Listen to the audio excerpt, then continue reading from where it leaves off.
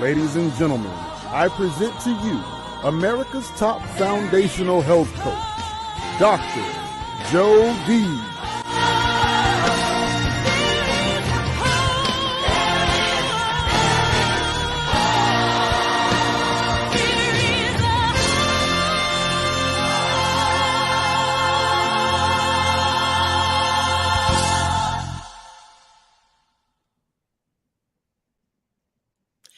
Welcome to Healthopedia. I am Dr. Jody Baird, known as America's top foundational health coach. And for 43 years, I've been giving people hope. You're going to hear hope today. You're going to hear healing today on Wednesday and Friday. You're going to hear it through these 6 pillars of foundational health. Those 6 pillars: spiritual, physical, mental, emotional, social, and financial. I've been honored with my 30,000 clients to have over 1.1 million pounds of toxic fat waste lost. Toxic fat waste, it's gone. This can be gone for you. And 3,000 in the COVID era have been able to reclaim, reshape, and restart their lives. But you know what the good news is? Ladies and gentlemen, you're out there. The next pounds lost, the next health reclaimed in any of these 6 pillars of health can be yours. This is what we know today. We are here together for these next 3 days. These next 3 days with Healthopedia will support you, as the book title says, Healthopedia, putting together the puzzle pieces of foundational health for you. I have such joy today. I have such joy in this moment that we've created this deal in the blink of an eye. When did you have something that made all the difference? It can be yours today, as the screen says, in that blink of an eye. This was a vision of mine, a vision back in 1984, 39 years ago. Vision, mission. Now, today, September 2023, it has come to fruition. So, let me tell you a little bit about the backstory, if I may. Yes, this is a miracle, as my chapter says. It's a miracle, and we're going to beckon them in. I beckon it in for me. We're going to beckon it in for you. I'm going to come back to that one more time. Bernie Siegel says, there are no coincidences. I firmly believe that we attract into our lives what we believe and what we deserve and what will be for this present moment and for every other moment. I'm a faith-believing woman, and I love the scripture that says in Romans, all things work together for good. All things work together for good. You have been called, just like this verse says it being called. You see, this is what this is all about. This is what you heighten your own personal life lens to be a part of this. So back to the story in 1984. You see, my youngest son was in a box. He was in pre-kindergarten, and they said he had ADHD. I was a young health coach, had become one when I was expecting my firstborn son, because I knew I wanted to give my son the best start in life. And I found it through the Leche League International. You've heard the story, if you followed me on Traverse TV, how I actually went ahead, and in that time, I was challenged by the international president to say, and if I knew there was a better way for nutrition, then why didn't I find one? I became a health coach, and I made the protocols that are still with La Leche League International today, 43 years later. Now, moving up into my life, 4 years pass. I have one in kindergarten, one in pre-kindergarten, and they expected him to sit. So, ladies and gentlemen, when were we ever destined in our lives to sit? We were made to move. We're motion-driven people. So, an energetic young boy goes to school and they said, sit down. We go to a doctor's office as adults, sit down. I'm going to say again, we were made to move. We're made to move in motion. So then you have a little boy, as I said, that had this box. They wanted to put him on prescription drugs. I knew better. No, not my youngest son. So I was looking for a way, and I sought out, and I asked my Heavenly Father from above. I said, there's got to be a better way. That miracle in your life daily, beckon it in. That day, and it was in 1983 when I started this vision. It actually was 40 years ago. It was a back to school time with Phil Donahue. Phil Donahue said he had this great naturopathic physician. It was Dr. Hulda Clark. It was his guest, the back to school edition. Now, I never watched daytime TV because, like I said, I was on the move. I was on the move always from the time I was a preemie. So being on the move was very customary to me. But that day, I sat with my youngest son. I was riveted to that screen. Who knew that that show that I never watched would have such an impact? Who knew? Who knew why you decided to go to YouTube, to LinkedIn, on social media, on Traverse TV to see this broadcast? Somebody knew it was for you. That broadcast with Hulda Clark was for me. Have you ever had that feeling where somebody is just right there with you? When Hulda Clark was talking, it was like we had a cup of coffee at our kitchen table together. And her words were this: who says that there's such a thing as ADHD? Who says that these children are hyperactive? Perhaps they're just brilliant. Perhaps they have so much going on in their brain that we have to channel their giftedness. You're going to hear many of our speakers, of which there are 39 in these next 3 days, talk about this wiring, this brain entrainment. What if he just had to grow into that piece of him, as you're going to know how to grow into yours? Well, I heard her. Mind you, I'm going to give you the date again. 1983 going into 1984. There was no internet. There was no AOL. There was no even dial-up, even MapQuest. I sat out like a female Indiana Jones. I was going to find me some Dr. Hulda Clark, because she lived in my hometown in Atlanta. I just became that Montana Annie Oakley girl. I became that Indiana Jones woman. I was going to find. Why? Because I'm going to come back to that Akka cord energy that connects a mother and son to the womb, even after it's cut, forever. That energetic Akka cord energy will be with you. It will be with you energetically when you hear something that speaks to your soul. You will hear it. And I knew I would find her. So I went on and found every vitamin shop, which there weren't many, every person that kind of looked like a weeds, seeds, and beads, kind of a Birkenstock person. Excuse me, do you know Dr. Hulda Clark? Excuse me. Finally, I found her. I have a saying that says, when you ardently desire and fervently just proceed in that direction, you will find. I knocked on a barnyard door. It was a barnyard kind of looking house. The woman came to the door. It was Dr. Hulda Clark. I had found her. I had found Pandora's gold at the end of my rainbow. And I introduced myself.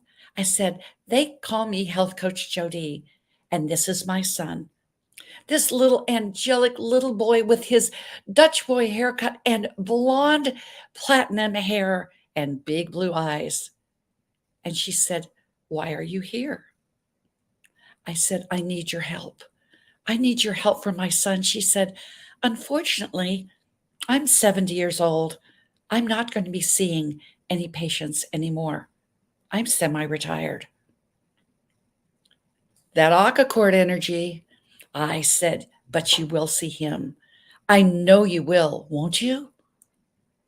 After my third try, she said, well, okay, come on in. And that's what she did. She came in. She came into my world forever. She came into my world because, you see, she showed me simple, easy, effective protocols that changed my son's life and changed mine.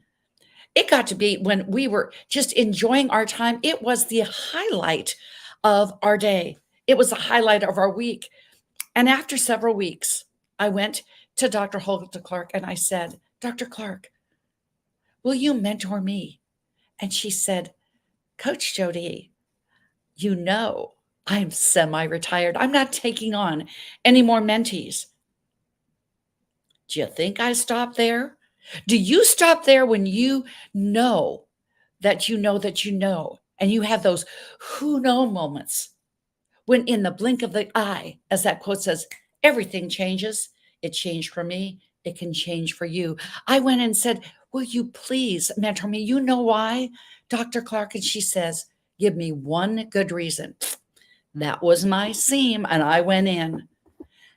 I said, Dr. Clark, in all due respect, I could be the one to take your message to a whole new group of people that need your life-changing protocols.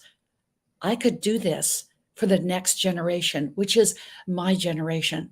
If you go on my website, ladies and gentlemen, Dr. Health Coach Jody, we took out the health coach now. It's just drjody.com. And I will tell you, you will see my mission and vision is to take my message to the next generation of healers.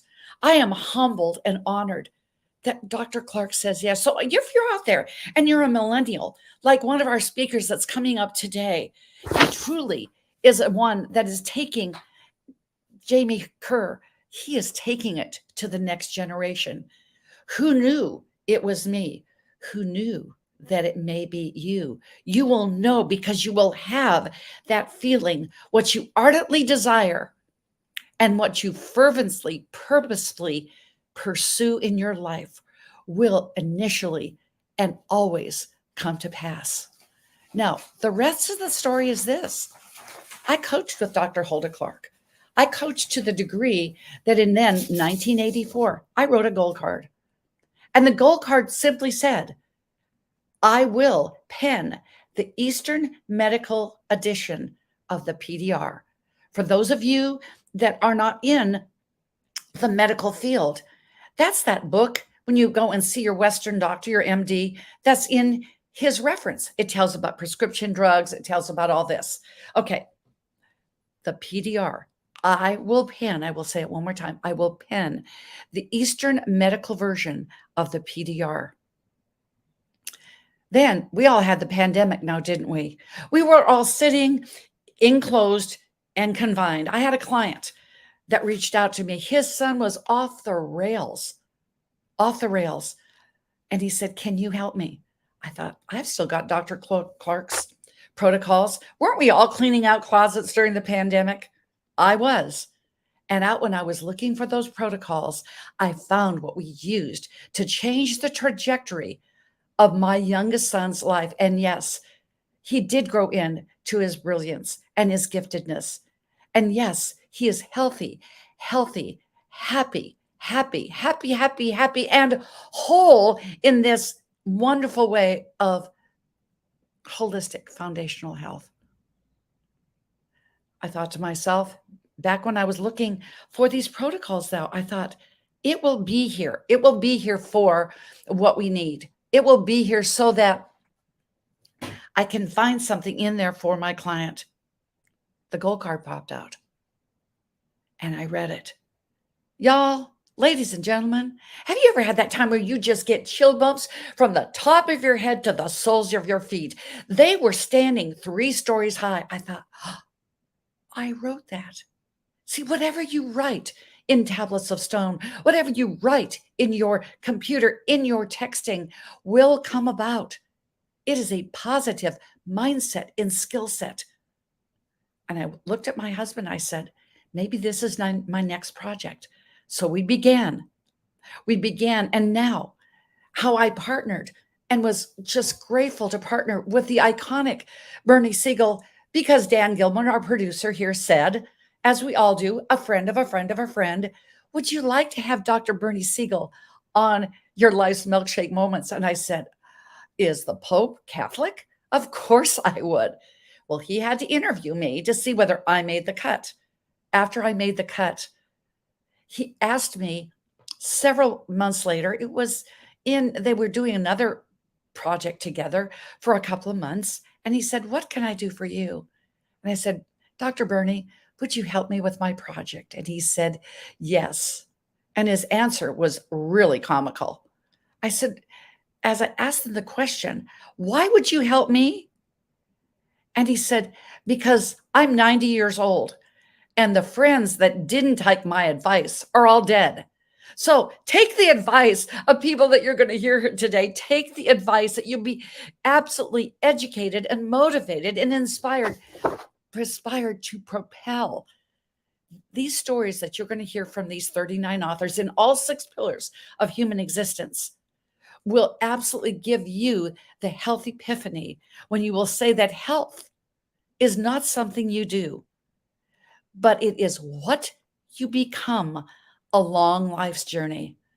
So I'm going to tell you to, ladies and gentlemen, fasten your seatbelts.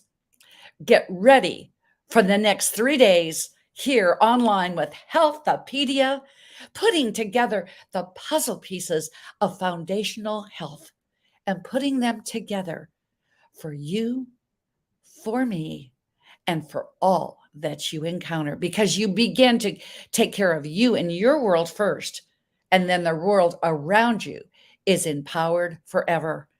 And Les Brown is one of these people. As I introduce him before this commercial, I will tell you that Les Brown is presently with Kirk Franklin. They are viewing the last stages of his life's documentary. So we actually found previous recordings from not only Les Brown when we did a hope seminar. Doesn't that fit? Healing and hope. As I talk about health and heal, what does heal stand for? To go down into yourself to heal you. And then hope goes up in opportunity to your true north. And then you go out in positivity to be and live the law of attraction, and then to go out in empowerment. That is hope. Les Brown in a minute is going to talk about hope when he did with a previous summit with us. We wish Les Brown and Serena all the blessings as they pursue this life dream and this iconic documentary that is sure to win an Academy Award. But before we do this, I want to honor talking about a legacy, talking about Les Brown, the greatest of all time. I was privileged to be a part of his inner circle in 2020 when this broadcast happened, along with Dan Gilman and Jamie Kerr, who's been now is his own global iconic motivational speaker. He just took off after that. And you will be hearing today from a new group of Les Brown people that have been coaching with him presently, myself still, along with Melanie Summers, Sue Kostick, and Karen Rudolph. So you will see this legacy with Les Brown, just like I've seen this legacy with Hulda Clark. So I leave this question with you. What is your legacy? Because when you heal you in your world first, as I said before, your world is empowered forever. Let's hear from Les Brown now, shall we? We make decisions, and our decisions make us. You have something special. You've got greatness in you. When I look at this picture with my brother and I, born in an abandoned building on a floor in a poor section of Miami, Florida called Liberty City, and I was labeled educable mental retarded. They called me DT, the dumb twin. No one could have told me by investing in myself and learning how to communicate, how to present myself, how to speak to one-on-one or small groups or large audiences, that it would dramatically change my life. I'm 77 now, and I'm looking for people who are serious about becoming successful, about becoming a category king, on how to tell their story about themselves or about their business, or how to monetize their dreams and make a difference on the planet. If that's you, I want you to reach out to me. I'm going to teach you how to tell your story, how to use quotes, how to use humor, how to make people laugh and feel good and cry in their tears. Oh, let me tell you something up in here.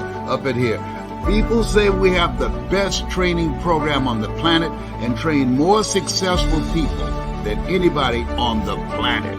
And you can be the next one. This is your time. This is your moment to turn adversity to your advantage. But you gotta be hungry. You have something special. You got greatness in you. That's my story, and I'm sticking to it. Bye for now.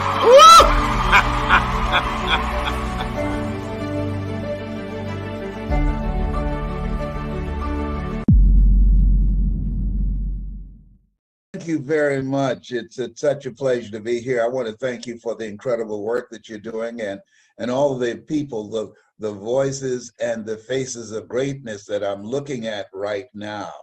I'm so glad to be able to share a few thoughts with you.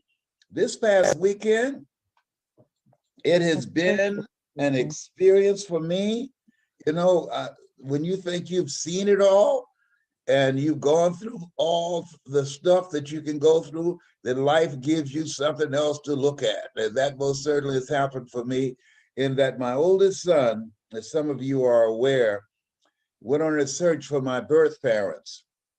And I never laid eyes on my mother or birth father until last week, and met two brothers that I have that I didn't know I had, and a sister, and it's been like a missing piece to the puzzle. I used to say, Lord, I would just like to see a newspaper article or hear their voice or just meet someone who knew them and find out what were they like. And I want to share with you where I am right now. And I think that all of us come to these places in our lives when we have a new chapter that we have to ask a question. And the question that I'm asking myself, that all of us, I believe, have the opportunity to ask this question in and out of the pandemic. What do I do with this? What do I do with this? I discovered that my birth mother, she came from Gainesville, Georgia, down to Miami, and with Doc Oliver Randolph had us and came back to Gainesville secretly. They thought, the rumor was she was pregnant and she left town for a while, but she was not just pregnant with one, she had twins. What do I do with this?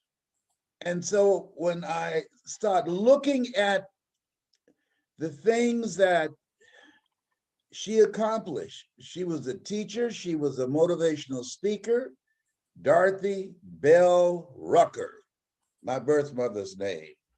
And my grandmother's name is Beulah Rucker. And they have a museum named after her, and 2 churches, and a high school wing named after the 2 of them. And people will say, well, oh, so you just have this in you. No. I asked a question this morning. I got up at 4 o'clock.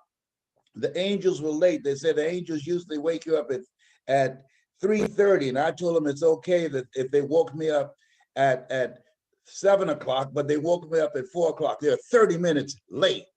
All right. However, as George Wallace, the comedian, said, I be thinking. And so I was thinking, what do I do with this? Here's what I know. That in spite of who they were and what they did, that did not have to happen to me in terms of the life that I'm living. I saw my 3 brothers together, and I didn't want to say it, and I got to be careful how I say this, but thank you, Jesus, they gave me to Baby Brown. I mean to tell you, I went to a family outing, a fish fry. They had to honor me. And so I was talking to them. I said, anybody here saw any of my videos on YouTube? Crickets. No. You haven't? No. Well, I'm gonna send you some of my videos. What's your email?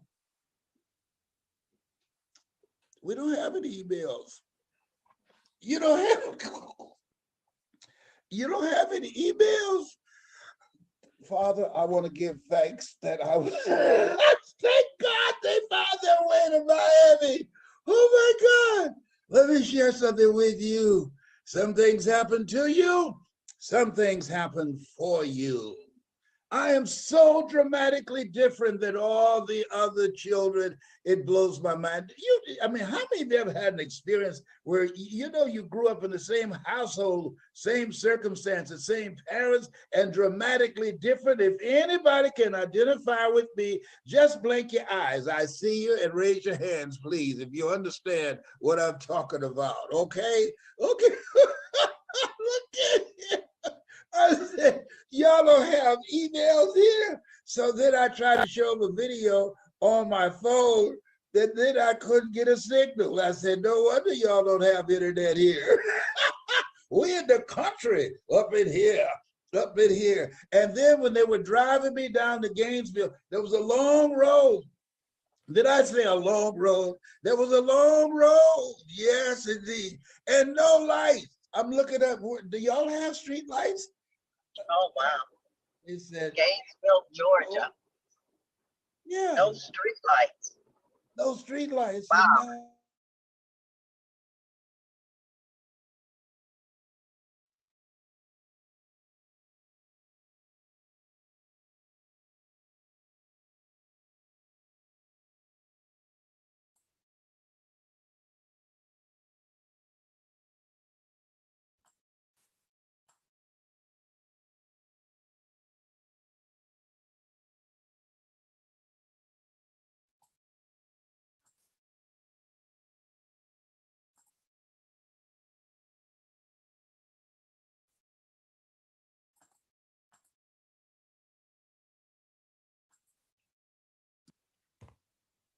Mr. Brown, you're on mute, sir.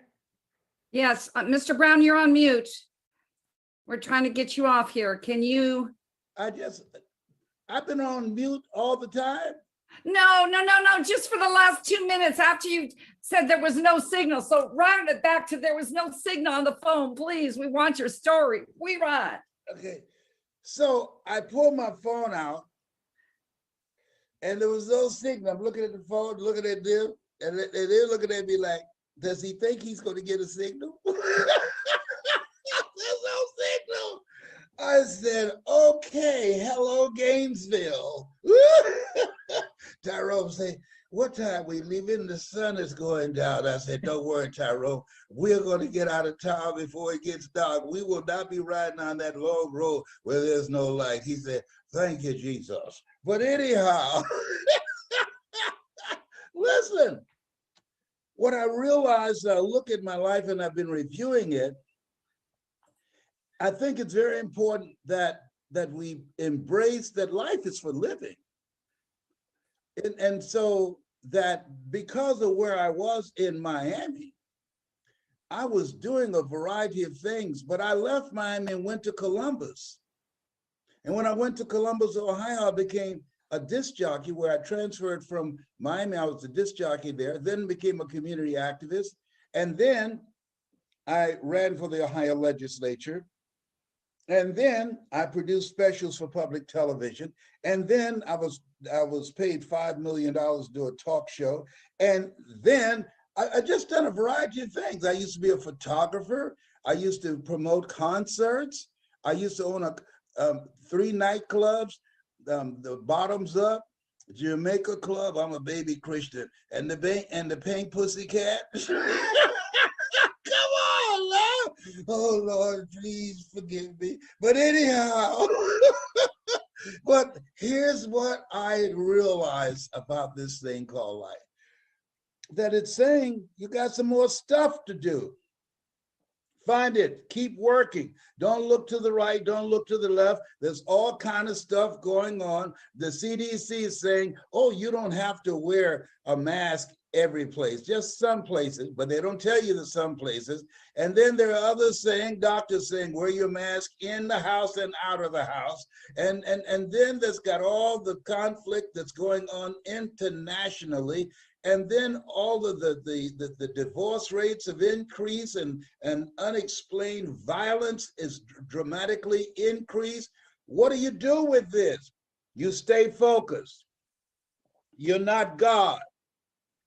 You are not God. This is not your work. You're just a part of it. You stay focused and do, as George Washington Carver would say, do what you can where you are with what you have. That's the message. And find out what else is there. And begin. Forget your years and your years will forget you. And use your talents, abilities, and skills to do that which you were supposed to do. What's that? Motivate people with your voice and train people how to use their voice and their story to do the same thing. You learn, you earn, you pass it on. And I say to you that the future of the world is waiting to hear your voice. What do you mean by that? Silence gives consent.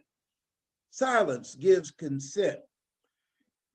When you think about the power of one voice, Mahatma Gandhi, Martin Luther King, the power of one voice, Mother Teresa, the power of one voice, you have no idea when you reach beyond your comfort zone. There's power in pursuit.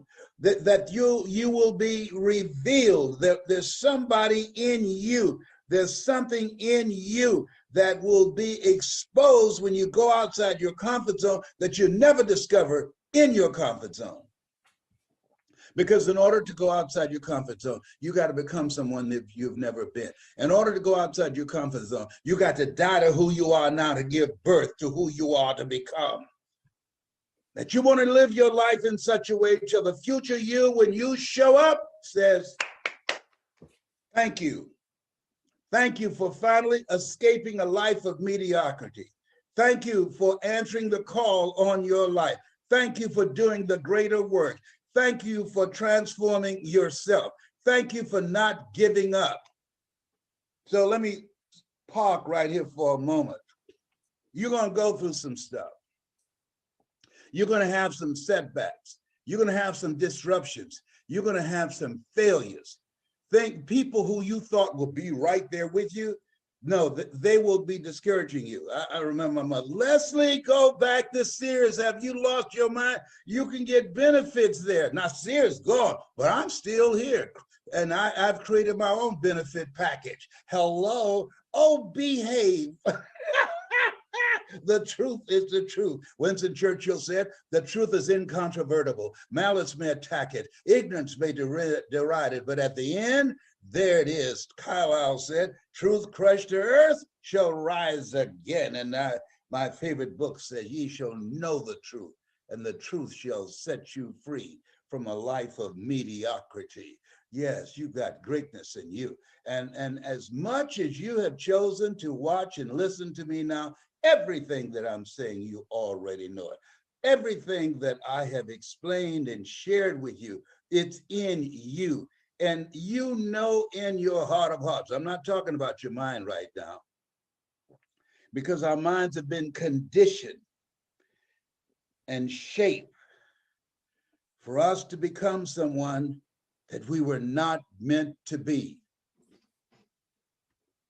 And that what's important, and what I discovered as I was looking at my birth family in Gainesville, exposure is very important. Being exposed to various things. And what it does, it expands your horizons.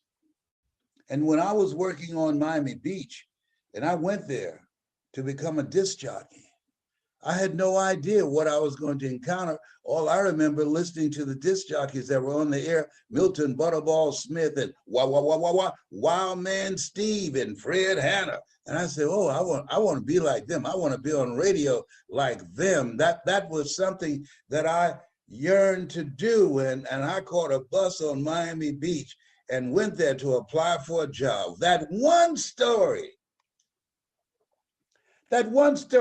of rejection and persistence. And that's what life consists of. That when you are rejected, as Og Mandino would say, persist until you succeed. What are you up to? What's your dream? Guess what? Something Suzanne DePass said, who became the president of Motown Records. Make no your vitamin. Yes, you can have a lot of no's. Yes, life is full of disruptions. In life, you will be faced with a series of God-ordained opportunities, brilliantly disguised as problems and challenges. Just this place where we are, it's a God moment. It's a golden age. You in the midst of this, it's very important that your perspective look for the God moments that are going to be revealed with your optimism, with your hunger, those who hunger and thirst after righteousness, right thoughts, right words, right vision, right relationships, right decisions. We make decisions, and our decisions make us. And I decided to get on a bus from Miami, Florida, and go to Columbus, Ohio, in pursuit of a job as a disc jockey. They asked me, what time are you going to be at the airport? I didn't tell them I'm not flying in because I didn't have the money for the ticket, and they weren't paying me to fly in. I said, don't worry about it. I've got somebody picking me up.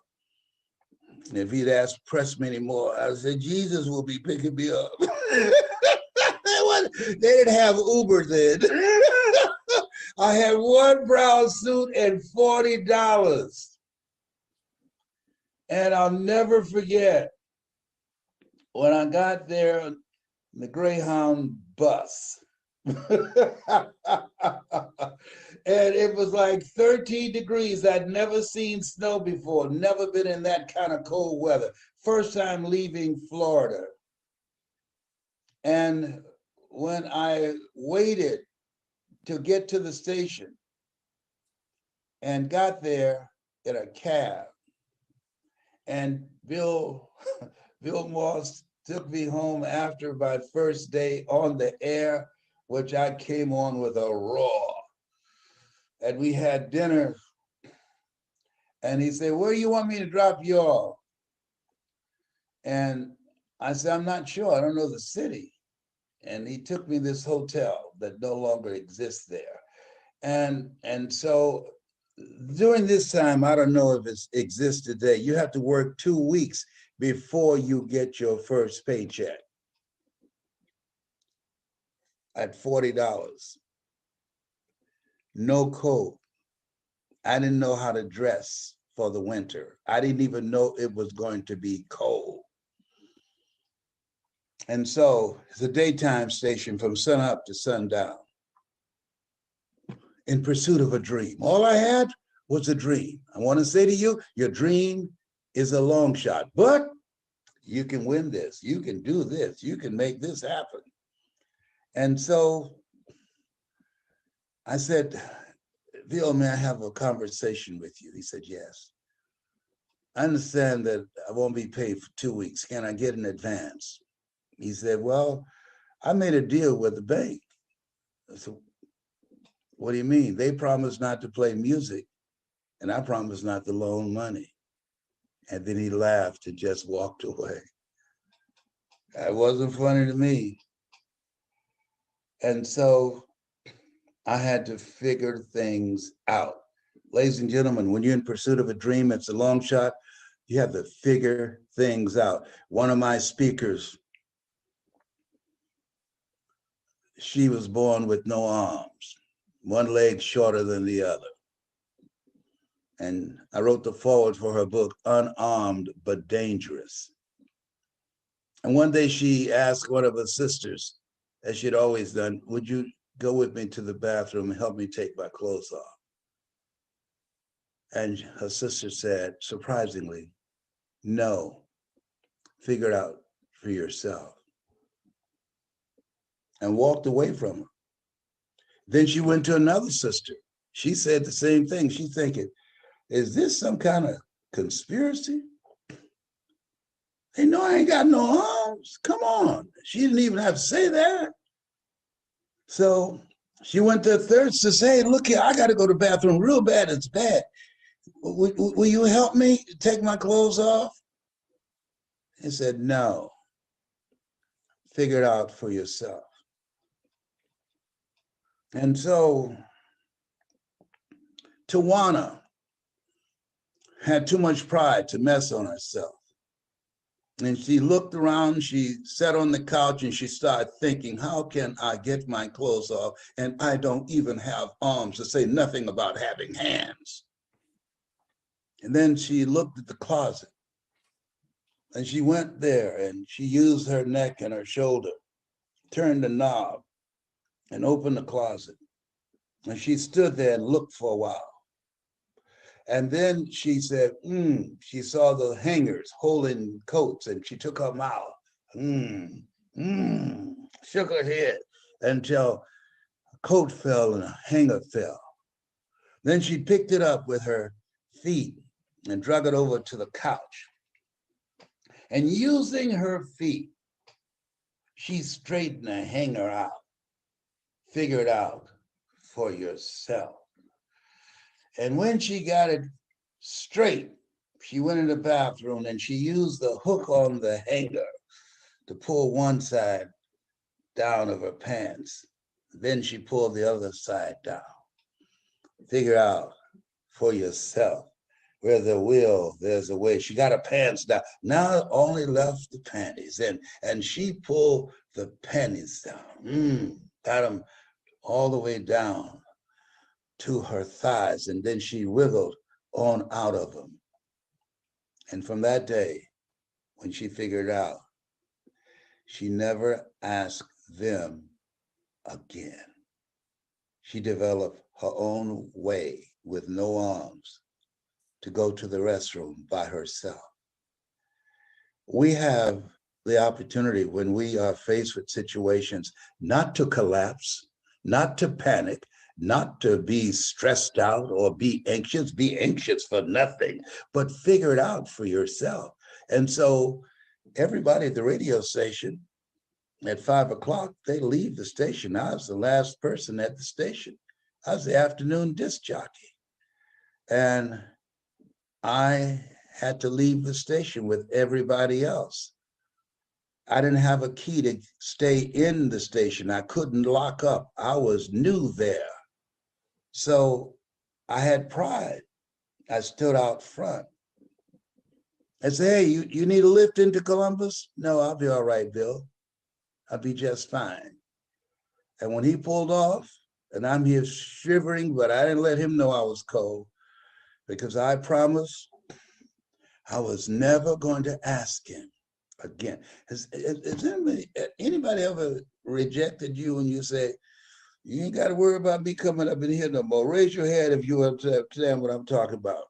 And I'm in Upper Arlington, all white area, about 12 miles outside of Columbus, Ohio. I had to figure out, where am I going to sleep?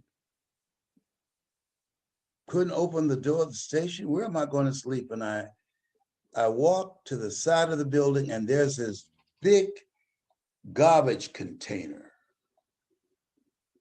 I went and I opened it up and I looked in there. I said, this is not the Ritz-Carlton, but I'm coming in there. And I got me some cardboard, and I went there and made me a little bed. It was not exactly soft, and it was stinking so bad, but the stinking, that didn't bother me, the odor. It was Jack Frost. He said, oh, I'm gonna hug you tonight. I'm gonna see how hungry you are. Come on, Jack Frost, give a brother a break. I'm just trying to pursue my dream. Is that right? We're gonna find out how much you want this dream. And I made me a little pallet in there. And I laid in there and I covered myself with my brown little coat and tried to go to sleep. I figured out where I'd have shelter.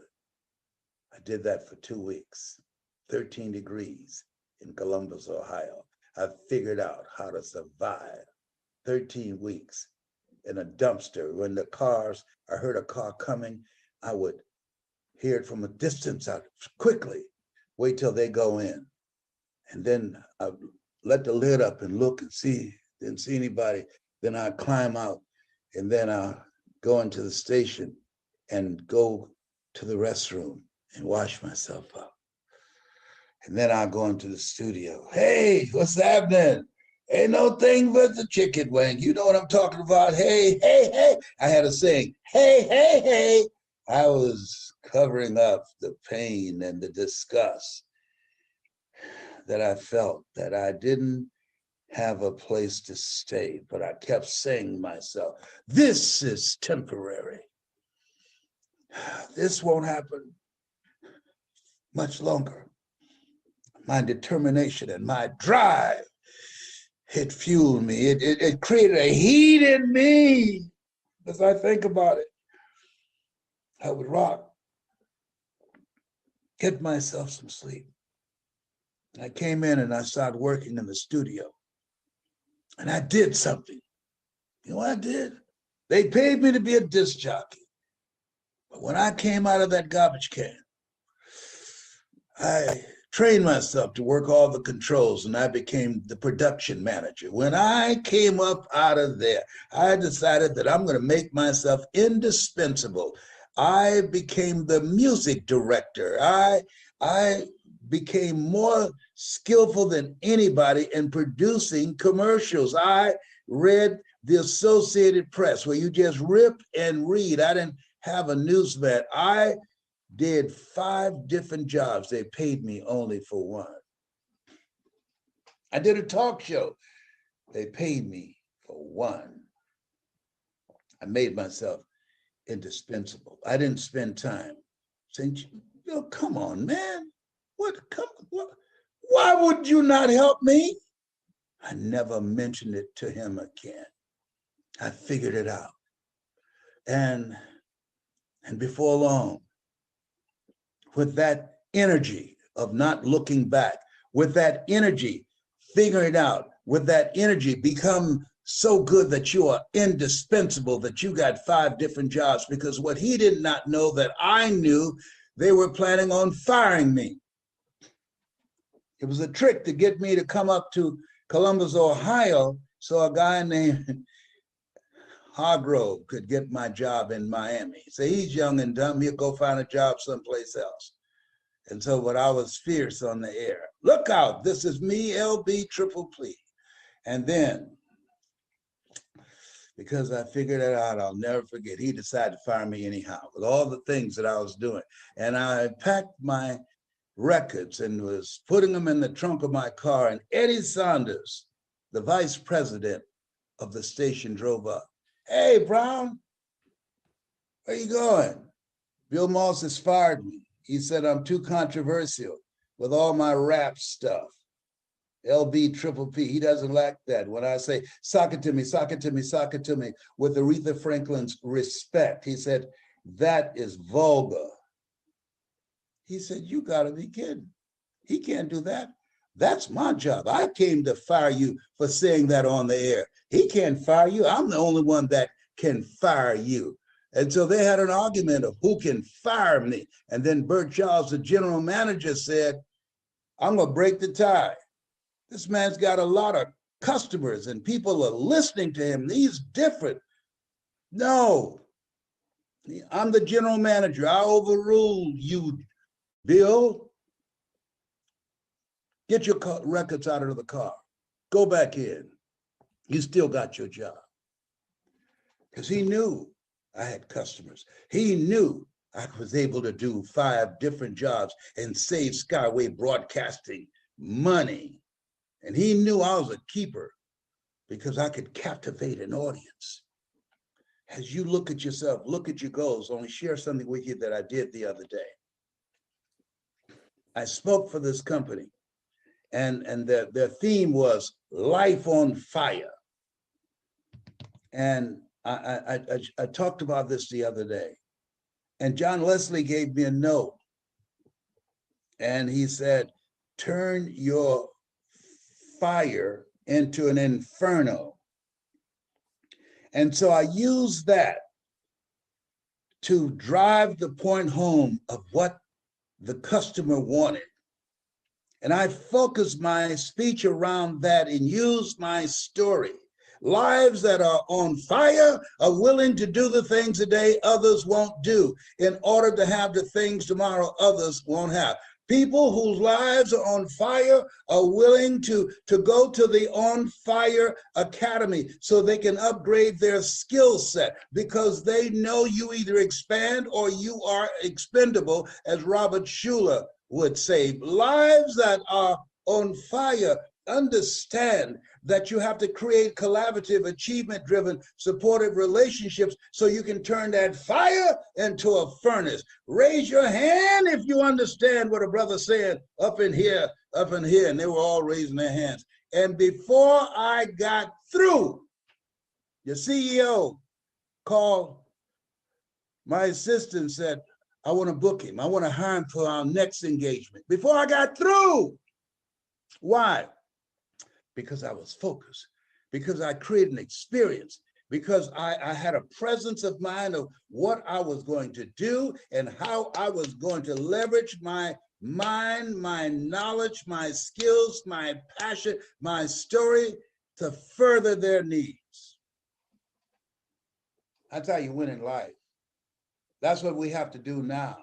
We got to be on fire so you can turn it into an inferno. This is what this is about right now. In and out of the pandemic, You've got to turn your life into an inferno so that you can stand out and people know who you are and what you stand for, what you represent, and the kind of impact that you want to make.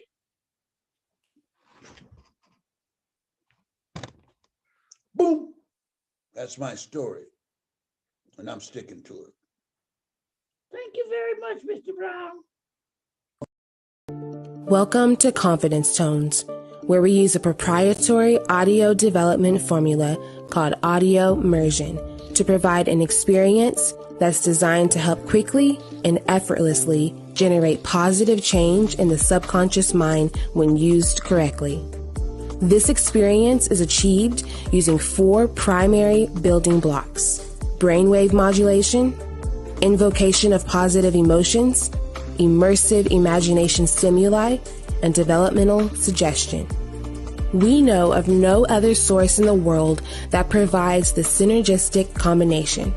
With a good pair of headphones, you'll be able to immerse yourself into audio that's designed specifically to help you feel better, do better, and live better.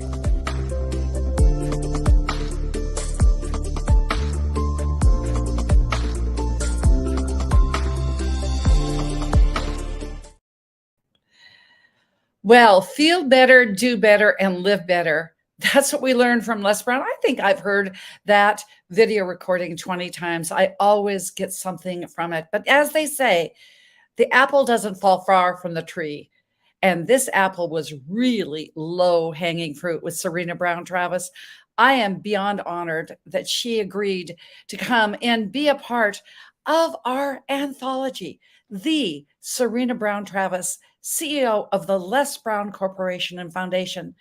She speaks a piece in Perfect Penny. She speaks a piece when she talks about pieces in broken pieces. So the Bernie bit, before we bring Serena on, I want to give this Bernie bit to you, Serena. It is so you, being a youth minister, being one that loves children.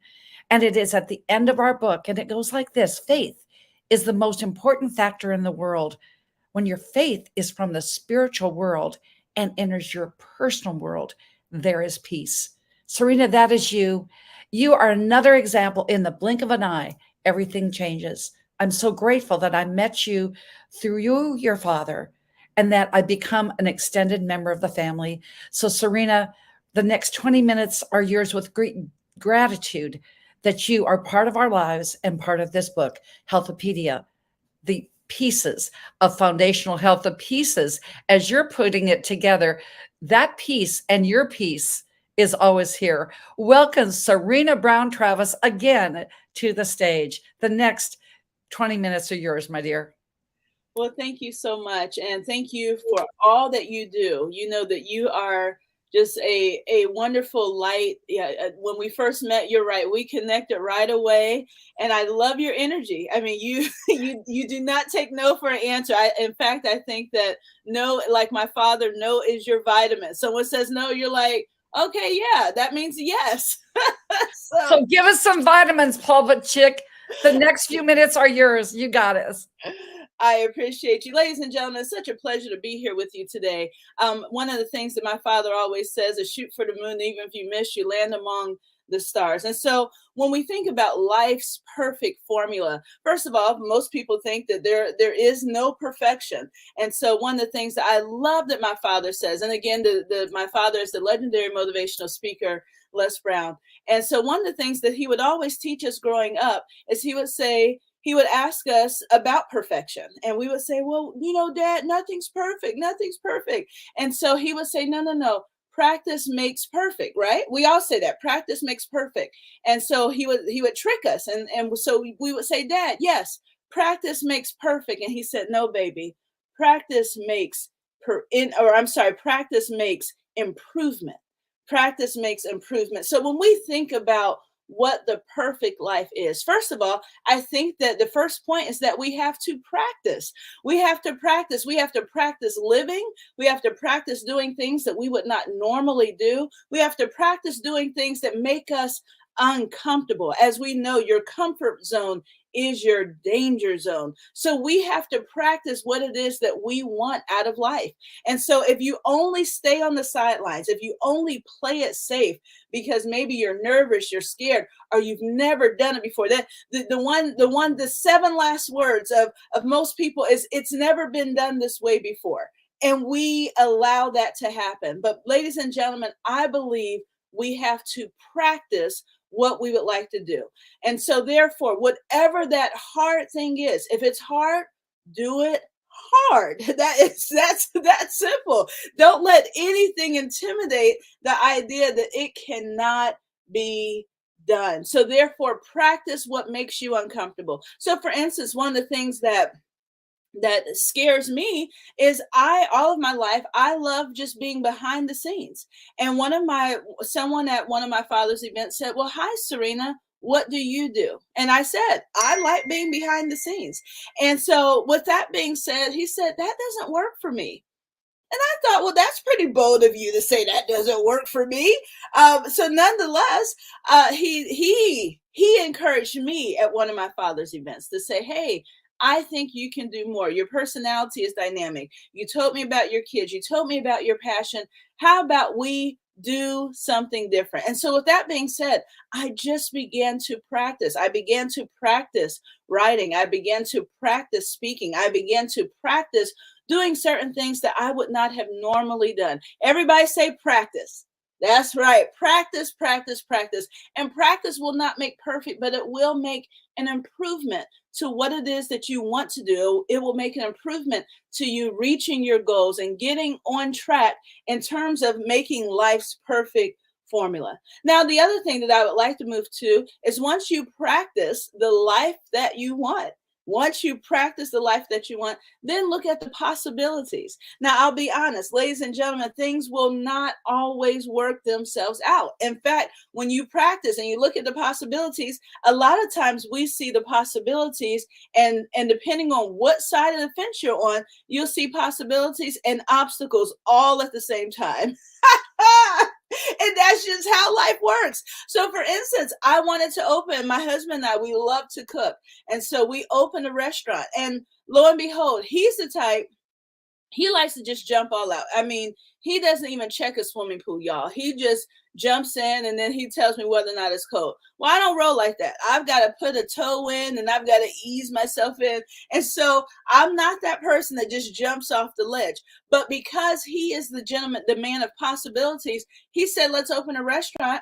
And I said, well, let's look at all the potential things to go wrong with it. Now, in my defense, ladies and gentlemen, because I've worked on a master's in marketing, everyone knows the SWOT analysis. Look at the strengths, weaknesses, opportunities, and the threats. So I thought, here we are looking at possibilities. I thought I was doing him and our business a service by giving it a SWOT analysis. And after I told him all the things that could go wrong, all of the weaknesses and all the threats, he said, well, wait a minute.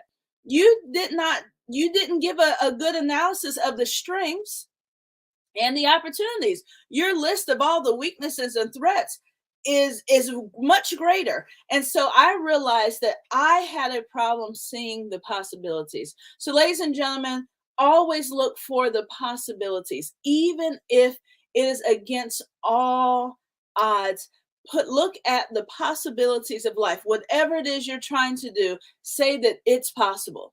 Oh, no, I really mean say it. It's possible. That's right. Say that it is possible. So again, when we look at life's perfect formula, we're looking at the possibilities. We're looking at what's possible. And so we have to make sure that we're staying online for that. All right. So the last thing that we want to do is now, again, as mentioned, I am a minister. So my dad, he does the motivation, and Lord knows I certainly love it. I also believe that we have to make sure that we have some type of divine influence in our life. And so we don't have, in my opinion, just my humble opinion that I'm sharing with you all today, is that it is tough to have a purpose in life if you don't have a divine connection. And as a result of our divine connection that we all have, I believe that we are to be grateful for life, grateful for our life, health, and strength, and put praise somewhere. I mean, when we say praise, I don't mean just running around and, but something has to give us gratitude somewhere. And how do we express gratitude? How do we express the idea that we're up and we're at them and we're making things happen? And so therefore, don't forget to give praise and honor where praise and honor is due. So whatever your divine connection is, some people, they're connected to nature and they go out and they put their feet in the sand and they get connected to soil and they like to garden. Whatever those things may be,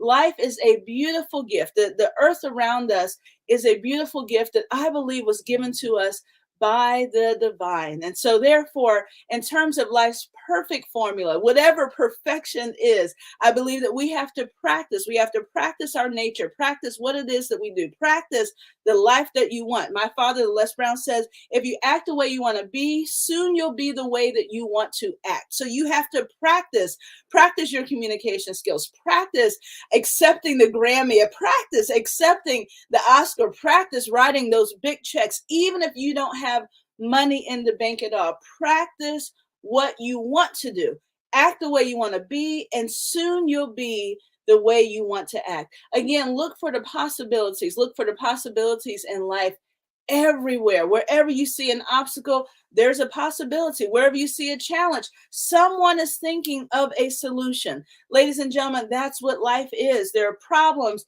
possibilities, and solutions. Make sure you are a part of the possibilities and the solutions. And with that being said, make sure you give honor, glory, and praise where is due. It is a gift to wake up first thing in the morning. And I don't take that for granted. And I don't think you should either. Even in my 40s, I now understand getting up slowly, doing a little grunt, a little moan and groan, getting up. And so therefore, be extremely grateful for what we have and who we are and where we are in this life.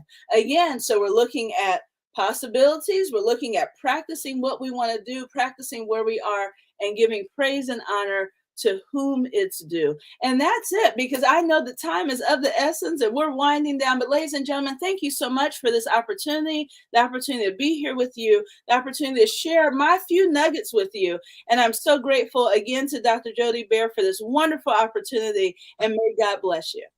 Well, Serena, before you leave, because you've got so much, we're not going to let you out that quickly. We got a minute. So just unmute, because your story was all about possibilities and praise and what you wrote in the social sector. And I want to give a little plug with the P to Perfect Penny behind you. I see her back there.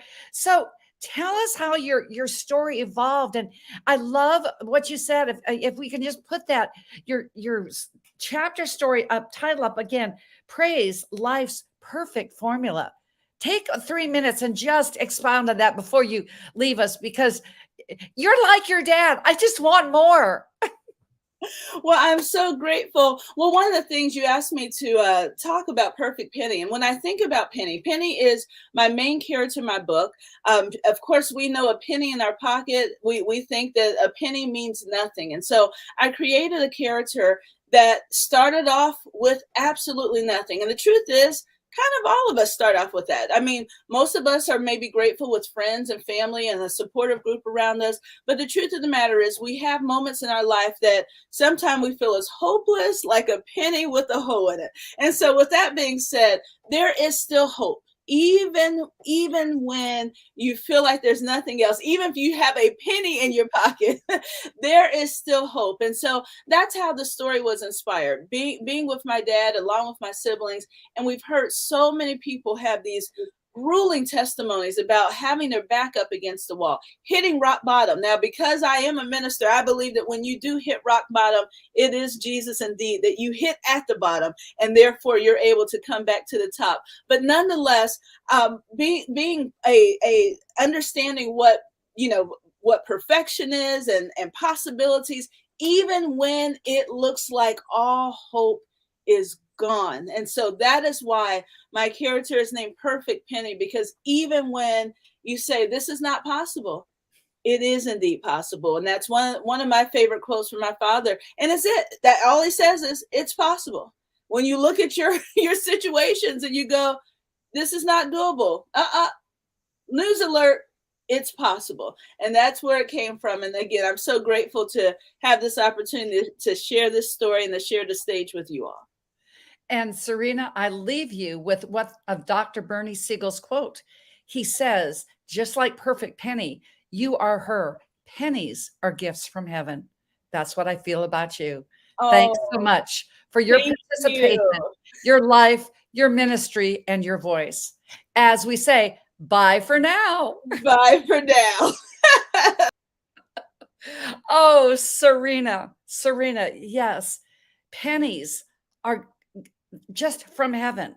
Perfect Penny. Everything is in perfect order. So let's continue on. I just want to give praise and honor that Serena found time to come in. That's what possibility thinkers do. That's what we're doing. We're feeling hope. We're feeling inspiration. And we're going to feel this as we kick off two of the charities that we're doing this book for. One is Hawaii First with Bumpy Kanalehe.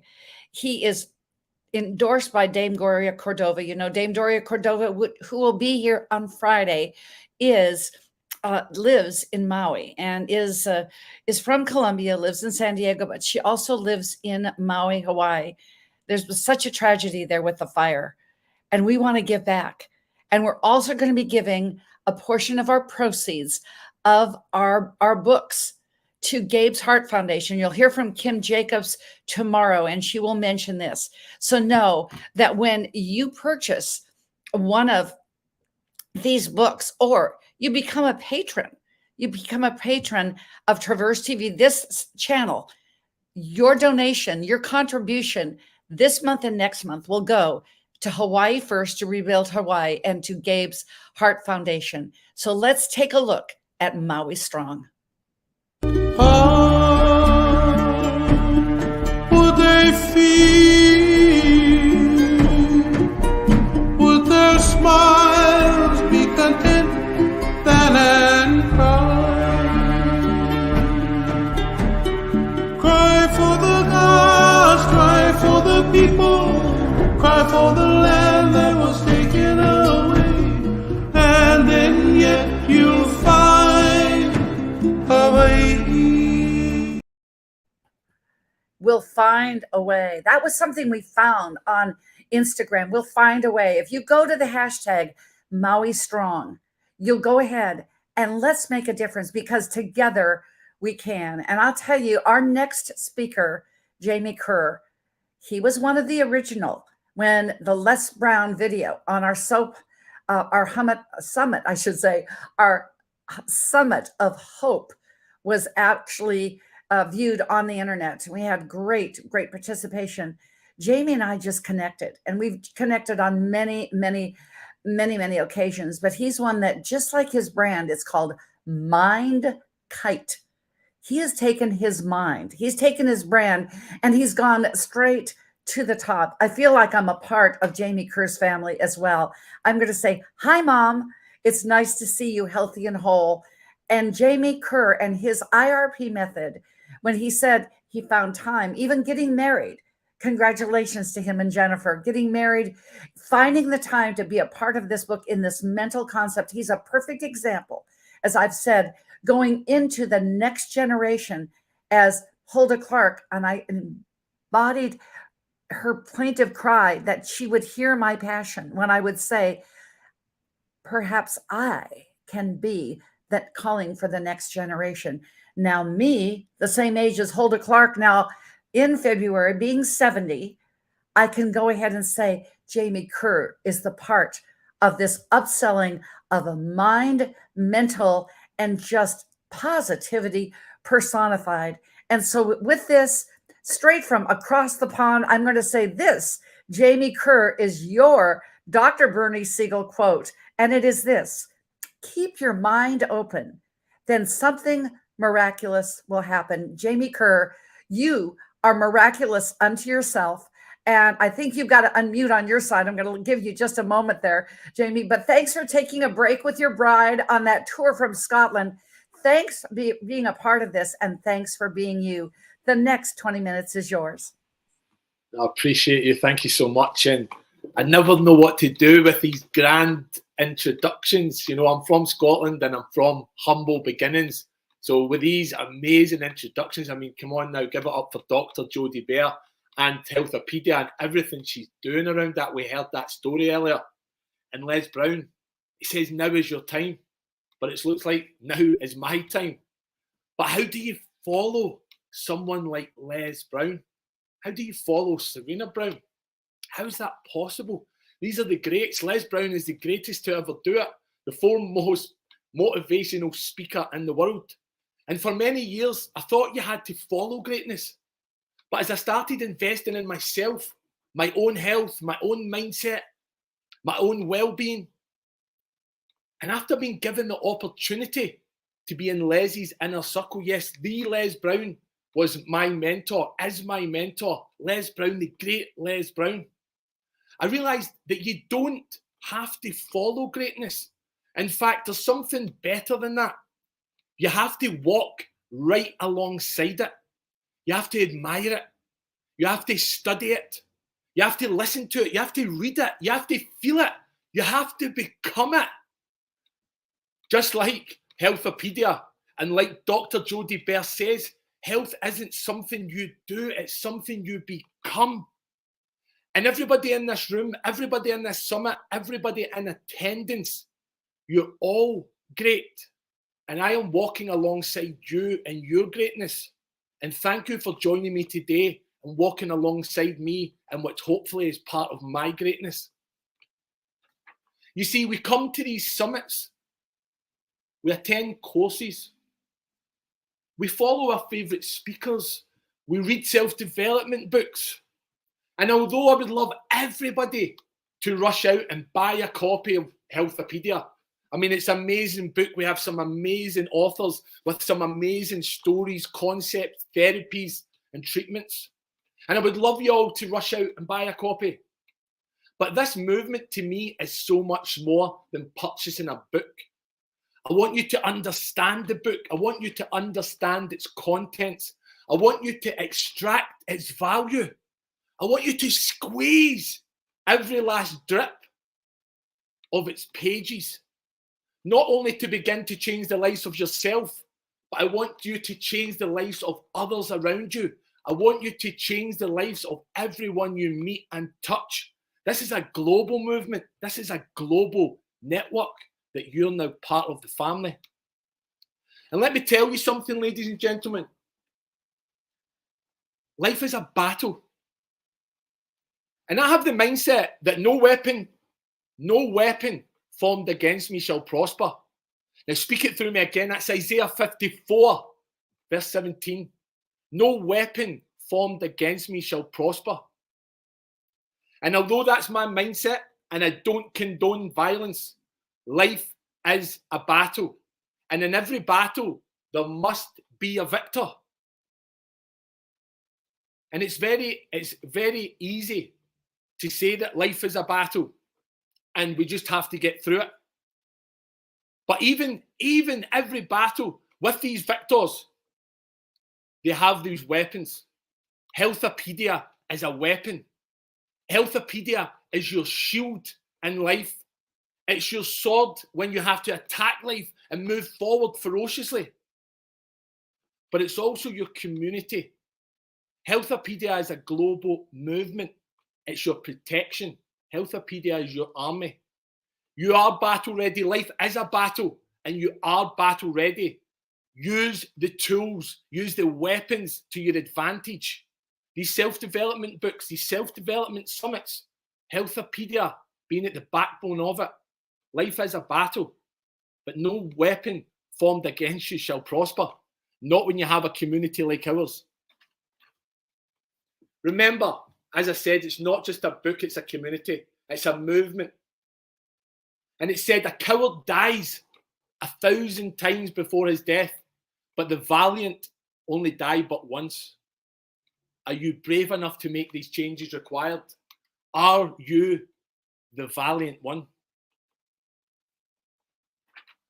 And before I really get into Healthopedia and my chapter and my views on health and well-being and mindset, which is my accustomed to, let me tell you a short story about a very special woman in my life. One of change, one of awakening, and one of overcoming. Dr. Jodie Bear spoke about this before. This woman is my mother, and she had a battle with cancer. She had her life's battle. And this was before Healthopedia existed. But what my mum did have, she had me. And she had friends like Dr. Jodie Bear looking out for her. We know something. We've been here before. We know something. As Dr. Jodie Bear said before, she wasn't going to give her kid these tablets and these pills and these potions. She knew what to do. And Dr. Jodie Bear is my friend, and I knew what to do. I spoke to my friend, Dr. Jodie Bear. My mum had breast cancer, triple negative, very serious, very, very serious. You know, this is one of these things where you may not make it out. And this, to be victorious, you have to think of these pillars we are teaching you, these Healthopedia pillars, the financial, the mindfulness, the mindset, the spiritual, the physical, and the emotion. These all play a part. If you ever get sick and you can't work, what about the financial side? How do we keep that going? How do we keep that alive? Mindset and mindfulness. Have you ever felt, you know, you're lying in your bed, you're sick, you're faced with an obstacle, one of life's biggest challenges, and your mind is just diminished, you feel depression, you feel sad, you feel that the world is up against you? Well, it is. But these pillars will help you overcome that. And spirituality and physical, we know the physical. When illness manifests itself in us, we don't feel right. We can't perform right. The physical is down. And the emotional for you, the person who's sick, you feel sadness, depression. You feel anger. And what about your family members, the people around you, the people that really suffer also? The people closest to you that don't want to see you sick? These are the pillars that Healthopedia covers. We're a movement, we're a family, it's global. You're part of that today. You're part of that in the future going forward. And what I find, even with all this winning, I mean, my mum came through the other side of it. She's now cancer-free. This is doable. These things are beatable. But what I even found with all the right winning and overcoming mindset, I used to hear the word a lot, survivor. I survived my illness. I survived this obstacle. I survived cancer. But really, I want you to know, if it wasn't strong enough to beat you, you didn't survive it. You conquered it. And I'm going to say that again. If it wasn't strong enough to beat you, you didn't just survive it. You conquered it. It didn't have the power. It was always you. You always had the power. And Nelson Mandela said there is no passion to be found playing small and settling for a life that is less than the one you are capable of living. We're not here to let illness beat us. We're not here to let these obstacles and challenges beat us. We're here to conquer life. We're here to master it. We're here to learn. We're here to grow. We're here to adapt. We're here to adopt. My chapter in this book is called The Principle of Projection. It's about IRP. And this is a therapy: input, retention, and projection. What we put in our mind, our mouth, our body, our soul. It's about retention. So what we put in, we begin to keep, we retain. But from this input and this retention, what we do is then we project to the world. This is who we are. This is what we are. This is what we've become. But we can become so much more. Your story and your past doesn't have to define you. But if you tell it wrong, it can destruct you. We want to improve on that. This therapy, IRP, I'm the father, I founded it, it's mine, it's my baby, it's my child. And I'm going to give you an exclusive on it today. This is not being revealed to the world yet. This is an exclusive today. IRP therapy, input, retention, projection. I've been in the field of psychology, counselling and coaching for 15 years. In between 1 and 2 decades. It's a long time.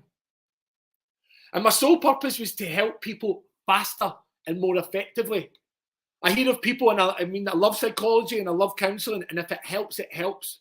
But I hear stories of people being in counselling and psychology and therapy for 2 years and 3 years, still with the same issues. I can't allow that in this world. I have to help quicker. If you phone me on Friday with a problem, I want to phone you on Monday and you've got a smile on your face and you're doing better. I can't have you in my chair, in my therapy chair for 2 years. I would love to see you more, of course, and I'd love to make relationships, but I want you to be better, faster, to do better, quicker, to get there stronger, but faster. I had to understand life better. That's how I got better, and how people dealt with pain and problems within life. People have pain and problems all the time, but for me to help them faster, I had to understand people's pains and problems in life. I had to experience my own, and I had to overcome these faster. And I want to give you a demonstration about how everything isn't just to do with transformation. We get this a lot. And Les Brown spoke earlier on about something. He used a key word. The key word was expansion. Now keep that in your mind, expansion. A lot of people talk about transformation, but what about expansion? So let me show you a little demonstration, and I hope this one really gets you. This jar, and for anyone that can't see the video right now, I'm holding up a jar similar to a jelly or jam jar, small jar. And this is representative of your life right now. And everything's going swimmingly. Everything's good. Everything's great. Everything's awesome. And then what happens in life? Some pain comes along. And I'm holding a ball that's going to fit in the jar. Pain enters our life. Now everything's not so swimmingly. There's no much room in this jar of life for anything else. The pain is now consuming us. And what can we do? People say, just transform the pain to power. Transform the pain to something else. Where can something else go? Nothing else can fit in. And pain is a receptor. It's a feeling. And I was talking with my wife yesterday and something really came to my mind. When we cry tears of pain, that's one thing. But we don't want to get rid of those tears. Because what happens when we have tears of joy? We still want the feeling. We still want the expression. So we don't want to transform the pain. We want to be able to understand it and manage it. And how are we going to do that? Well, let me show you, ladies and gentlemen. If we expand our life to a bigger jar, we expand our life, we expand our mind, our education, we read books like Healthopedia, we attend summits like the Summit of Hope, like the Summit of Healthopedia. We expand our life. And look at the pain now. The pain is not so significant. It still exists. We didn't transform it. We expanded our life. And what happens from there on in? Purpose. We have room for these other things in life. Power. We don't need to transform to power. We just add power. And now our things in life, creativity, we're outnumbering the pain. The joy we can add to the expanded life, and we still have room for more. And what happens? Ladies and gentlemen, yes, more pain comes along. But guess what? We have room for it. We have room for love. We have room for more pain. And we still have room in our life. Happiness. So ladies and gentlemen, understand this. Expand your life. And you don't have to pursue your purpose. You simply have to elect to project it. So if you take anything away from this speech today, make that word expansion. Expand your life. Expand your knowledge. Expand your friend circles. Expand your community. These are the things that are going to really, really progress your life. And I would really like to do a little trick with you now. A little trick with the minds of everybody in this audience, and great people you are. Thank you so much for coming. I would really, really love for you all just to close your eyes. and really settle into this. Have your eyes closed. And I would love you all to breathe in. And a big breath out. And a big breath in. And really relax the face, breath out. And I want you next to ask yourself a question. I want you to ask the mind. I want you to take this question while you're breathing in and out. And ask the question, I wonder what my next thought will be. And something amazing is going to happen in your mind. Ask yourself the question, I wonder what my next thought will be. And for many of you, I know what's happened here. Your mind goes blank. Nothing happens. Because, ladies and gentlemen, you are in control of your next thought. Your next thought is your input. What are you putting in your mind? You're in control of this. Call it your conscious, your spirit, your emotion, your well-being. These collectively are what send these questions to your mind. The information you read is what sends the information to your mind. The well-being that you see, that you feel, that you are, this is what sends to your mind.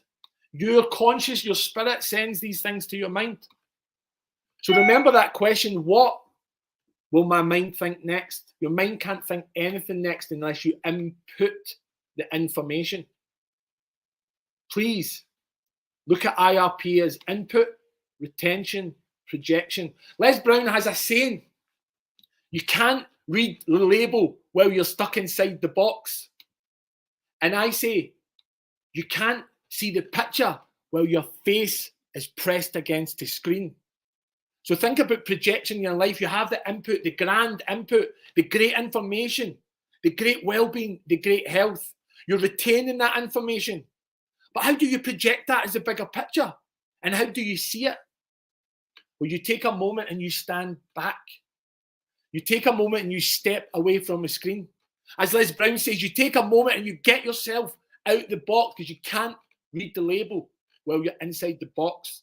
The same as you can't see the projection. You can't see the projection when your face is pressed against the screen. Ladies and gentlemen, in life, you're not responsible for the whole thing, just your part in it. And as Les Brown says, now is your time. And as John Leslie Brown says, it's not over till I win. Now, ladies and gentlemen, it's your time. It's your time to win. And in life, you're not responsible for the whole thing, just your part in it. So my final message is to you, ladies and gentlemen, what part are you going to play? Thank you for attending today. Thank you for listening to me. Oh, Jamie, thank you. Thank you. Thank you. What part are you going to play? I would love to just have you repeat your power quote, which is really your signature quote. And you can find it, Jamie Kerr, on jamiekerr.live. Jamie, I think this is a perfect time to say, we're going to be in Boca together. I'm going to get to meet you and Jennifer, your beautiful bride, as we bring Healthopedia to the live seminar. I'm so grateful. You're going to get to see IRP. I think I'm going to get a bigger water bottle now, not just a bigger jar. I'm going to get a bigger water bottle. That was a beautiful message, but say your quote one more time. And yes, you can find jamiekerr.live because he is live. Life. You're not responsible for the whole thing, just your part in it. Give it to us as only you can say. Life. You're not responsible for the whole thing, just your part in it. So go and play your part. Thank you, Jamie. Give your mom a big hug for me. And absolutely, the part that you play is amazing. Jamie's jar. We will never forget it. It's really the part. Thank you so much. So let's get to our next commercial break from not only, are you ready? Gravity Ball. I have one. Get yours too.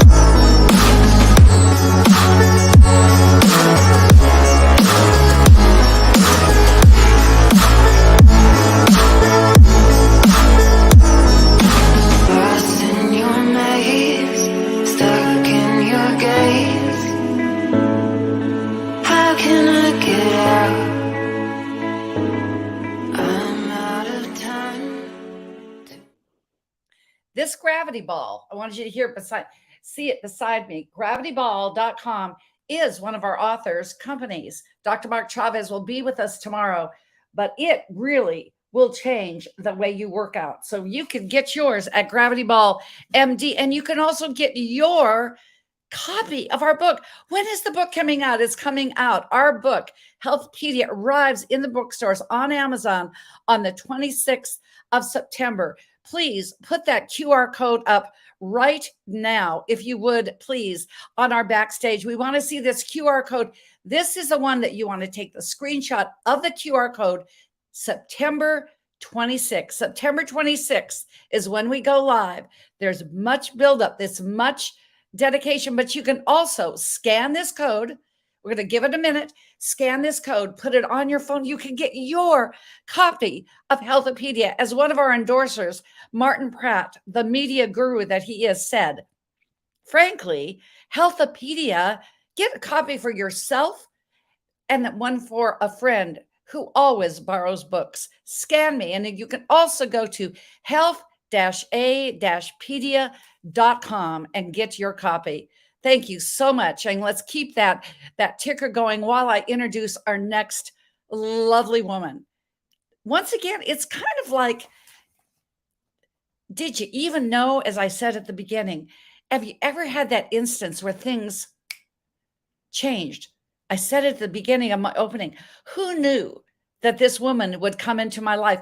Who knew but the creator of all? Melanie Summers has become more than a business partner. She's become a sister and absolutely the BFF forever in this world, in the next. Melanie is a 4-decade award-winning teacher, but she's retired and found her new purpose as being a homeschool coach and also a certified health coach. We've done many things together, but now we are doing the stage to Healthopedia. I can truthfully say, Melanie, it is such a pleasure that you decided to do this with us, to be a part of this book. And speaking of books, before you go ahead into your page, I thought this would kind of be fun to just acknowledge, as Tom Chesser said, the person that is the student, and you know this being a teacher, Melanie, the student who then emulates their teacher, their coach. So I want to give honor to JB Olin of Ignite Publication. Because of her, I was in Les Brown's inner circle with Ignite the Hunger in You. And then we went on to do, and I said, like women do, they never want to do it alone. Let's do it together, Melanie. We went ahead and became a part together of Ignite Wisdom. Then you've got one of your own, Ignite Your Wisdom. And then Ignite Forgiveness was your next book now, wasn't it? Ignite Forgiveness. And then I just recently did Ignite Faith. And in May, my solo book with Ignite came out, 21 Days to Your Best You, Keys to the Life of Excellence, where we hit international best-selling author in 19 categories, 5 countries, and 1.1 million downloads or copies sold. But I'm passing it back to you, because the next great thing of Ignite that's going to happen will be when your book, your solo book, Learning Outside the Line, being a homeschool coach, and what you did for 4 decades, is coming out in November. So Melanie, I will say congratulations to you, but honor JB Owen to saying that because of this legacy, we're able to take it to the next level with Healthopedia.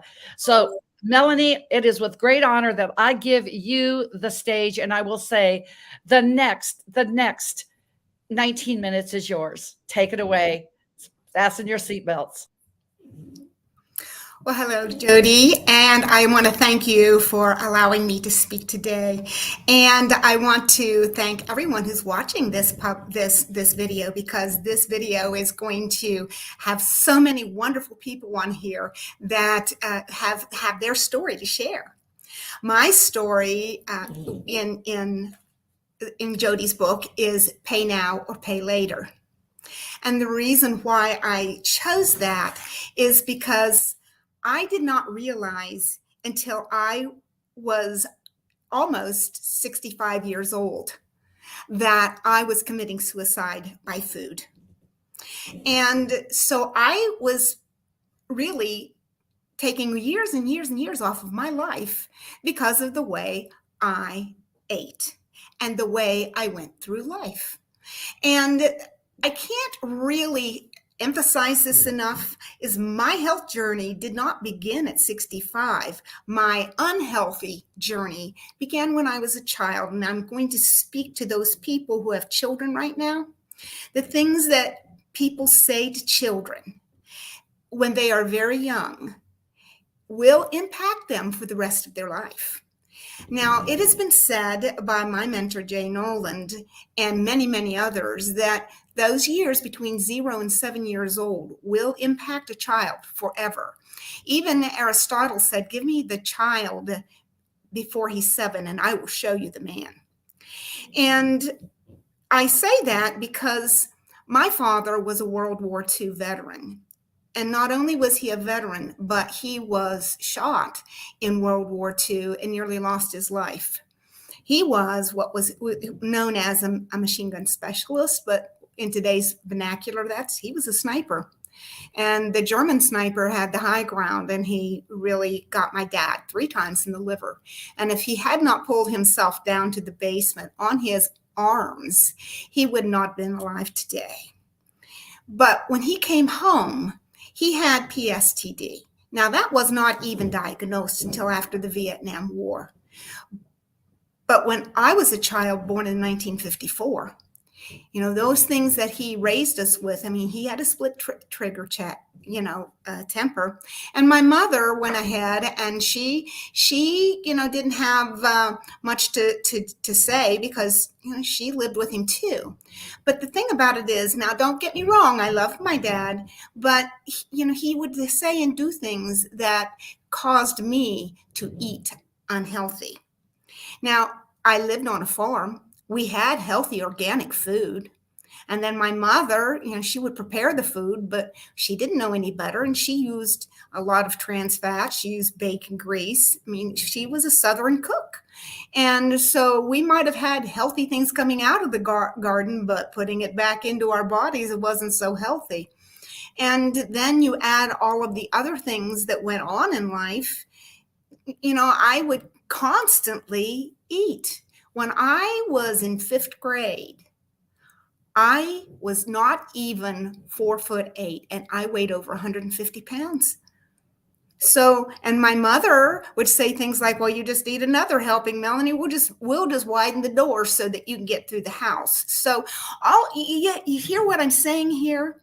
These things that go through a child's mind causes them to do things to feel good.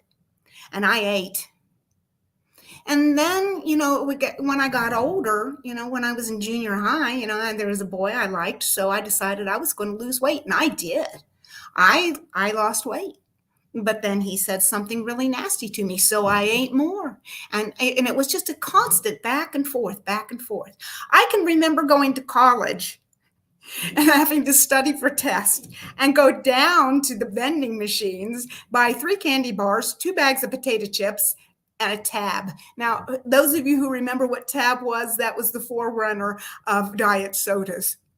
So, and that's how I would study. And so it finally dawned on me that, I had to get a grip, especially in 2017, when my husband discovered a picture of me on Facebook that someone had posted. We were at a party, and he posted this picture. And I looked at that picture and I weighed 200 pounds. And the bulges and the way I looked was like, wow, I've got to do something. I've got to get a hold of myself because, like I said before, I realized that I was committing suicide with food. I didn't have a gun to my head. I was eating my way to death. That's when I started doing a lot of research on the internet, and I found a way to become a health and wellness coach. And I lost a lot of weight, and I have kept that off. Ladies and gentlemen, I'm going to be 69 in a couple months, and I don't feel 69 anymore because I have learned how to eat. Now, the title, like I said, the title of my book is Pay Now or Pay Later. And my power quote was, seize the power of healthy choices that dwells within you. Everyone has that power to seize that choice. And as a matter of fact, when I was looking back at my other books that I had written through Ignite Publishing, I used something as my power quote that had to do with choices. Everyone has choices. You know, I listened to the previous speaker, Les Brown, when his choice was he had no way to survive other than to live in a dumpster, but he did it because that was his choice at the time in order to survive. I strongly urge everyone to make sure that their choices are the choices that they need to make. You seize the power of healthy choices. Now, I would like to say that, and to go back to something I said before, those choices that you make right now, those are the choices that will influence your children and your grandchildren. Les Brown also has said that 40% of the population is children, but they are 100% of our future. They're 100% of their own future, and I'm going to go on to say that they are 100% of the choices of mankind because they are the future. Instill in them the things that they need in their lives to be healthy, because we're living in a world right now of fast pace. We're living in a world right now where, you know, everything is a split decision. They've got all kinds of media at their fingertips. Kids are sitting on the sofa with their cell phones or with video games, and they're not. I'm not saying don't let your kids play video games, but don't make that their life. Get them up, get them active, take them places, take them out to the zoo, walk around and talk about the animals that's there. Do something. It doesn't have to be, you know, go on the internet and find, you know, a way to become a health coach yourself, but you can become the choices in their life to inspire them to make healthy choices. I would like to take a moment to really, you know, to tell Jody how much I am very grateful for her, because she has helped me make healthy choices.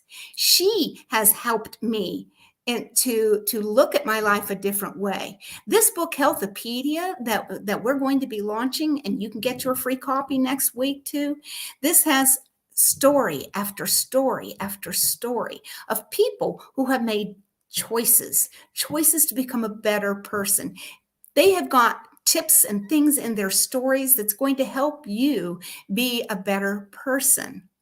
Now, my story, I had a purpose for my story, Pay Now or Pay Later, because like I said, I'm going to be 69 years old, and I had to start making healthy choices. And you don't have to be, you know, 20 years old to make those healthy choices. Those people who are looking at themselves right now and saying, wow, how did she do that? I'm 65, I'm 55. Start now to make healthy choices. Start by the way you prepare your food and the choices you make in food.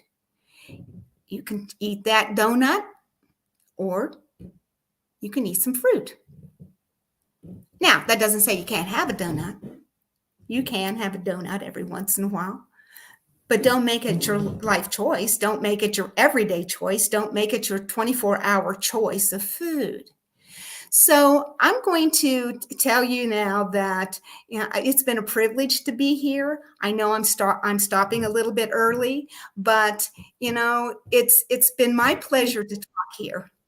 And thank you, Jody. And I encourage everyone, the choices are within you. You've got that power. Thank you.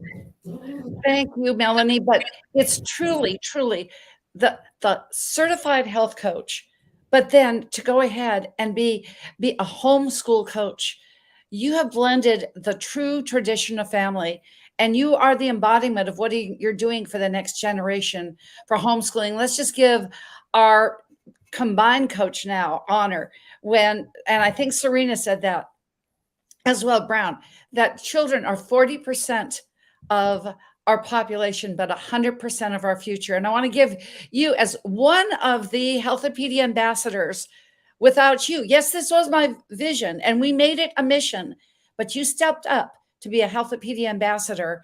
And we're one of the keys, as Dan Gilman and Trey Urban that are in the backstage right now, being able to be an integral part. And as Kathy Strauss, one of our other Healthopedia ambassadors, said, we're a soul tribe. You're going to be hearing from her. So I want to thank you for being there. Thank you for what you did to make this truly a success, because this is not a book. It's not a summit. It's not an event. It's a live event down in Boca Raton, Florida. And let's put that up on the stage and on the screen. It's a good time to say, I think you spend half of your time in Florida now. I love it. I love it. So are we ready for February 22nd, 23rd, and 24th? It'll be live, facilitated by the renowned Dr. James Marinakis, and everyone in this Soul Tribe undoubtedly will probably be here, but many will be teaching. You'll be a part of that as well. But come, you can get your tickets. They can be found on my website, drjody.com. They are there. You want to be a part of this, but I am so glad, Melanie, that you've been a part of my life these many, many years. And the journey that we've taken in the last 5 will come alive in our next 5. When we hit together, we'll hit those 70s. You're a year behind me, but thanks so much. And thanks for all you do for this next generation. And take a look at that book in November. You know somebody that needs to learn the best way for their children, learning outside the lines. Ciao for now. Bye-bye. So what is this live summit that we're doing? Let's just take a moment and say that we're going to be in Boca Raton. We're going to be here. We're going to be here as one of a kind. As Jamie Kerr said that, he said, don't sometimes you feel like you go to summits and it's just like you just go ahead and you feel like it's totally, you get excited and you get up there and you've got all this information and then, okay, I have to rest for a month. No, we have got this designed. It will be a Healthopedia experience extraordinaire. Dr. James Marinakis will be facilitating this. It will be an intensive, but an experiential, just like Dame Doria's Money and You, an experiential learning experience, an experiential learning for you and your health. This is one that you won't want to miss. Now, we only have 150 seats available, and actually, we haven't even started publicizing this. We're down to 120. So get your ticket. You can get the VIP experience and also the reduced price right here, right now. So go ahead and let's just hear about Healthopedia before our next commercial. We got it break. Dan, we can put it in here, but this Healthopedia is unlike anything else that we're going to do. 2.5 days of experiencing you with health in Boca Raton, Florida, February 22nd, 23rd, and 24th. And be there with us. And now we're going to take a break from, again, one of our sponsors. And then we'll have our Healthopedia commercial after we hear from Shannon Roper. Shannon is one of our Healthopedia sponsors, but she's also an author. So let's take a look, take a listen. Let's experience just 1 minute of Roper's Health Oasis, shall we?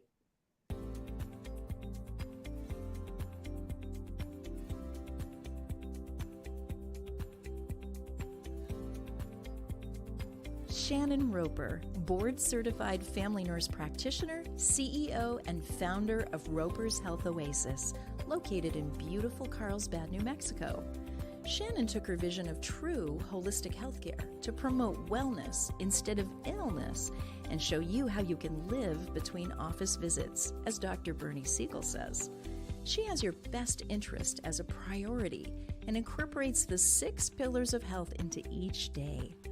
Join Shannon along with the other 39 authors as she elevates Healthopedia and creates a real health oasis for you and your life. I've got a quote for you, Shannon, before I bring you up.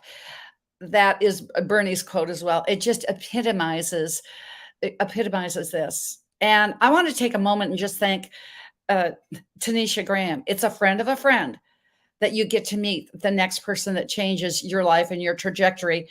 Shannon Roper has Roper's Health Oasis out in beautiful New Mexico. I know we're going to be talking about it with her segment, but also she's a nurse practitioner.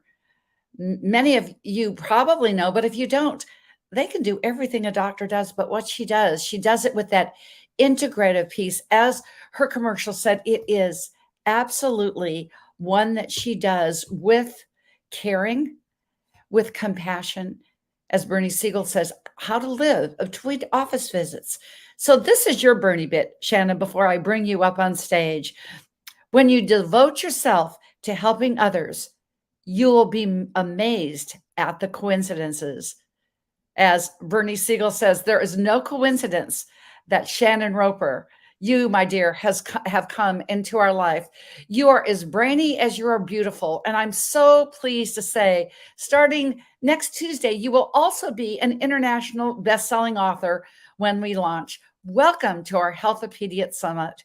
You you're an amazing woman. Welcome.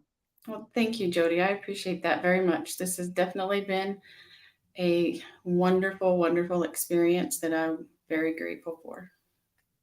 And I'm grateful for you. And I'm grateful that you took a bit of time outside of your patient load. There are many of our physicians that have had to do this. And so it's putting something in a big active life of your patient load. And then, but then I'm going to have a personal life. But then I'm going to add a book or whatever.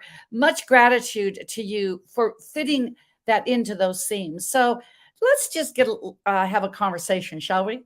Yes, ma'am.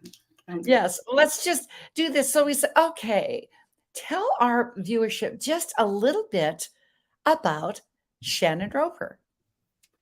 Well, I have been a nurse for 30 years, and about 7 years ago, I decided that being a nurse educator was not where I belonged anymore. And so I went back to school again to obtain my nurse practitioner. And can you hear me okay? Yes, you sound beautiful. Okay. Just keep it up. I was making sure. So during my clinicals when I was in school, it became very apparent to me that I had a path that I needed to build on my own instead of following in the footsteps of those who graciously trained me. And so I took on the huge task of opening my own practice because I wanted to be able to do things my own way without being directed by a superior above me who may or may not have shared the same ideas in patient care as I did. So it's definitely been stressful.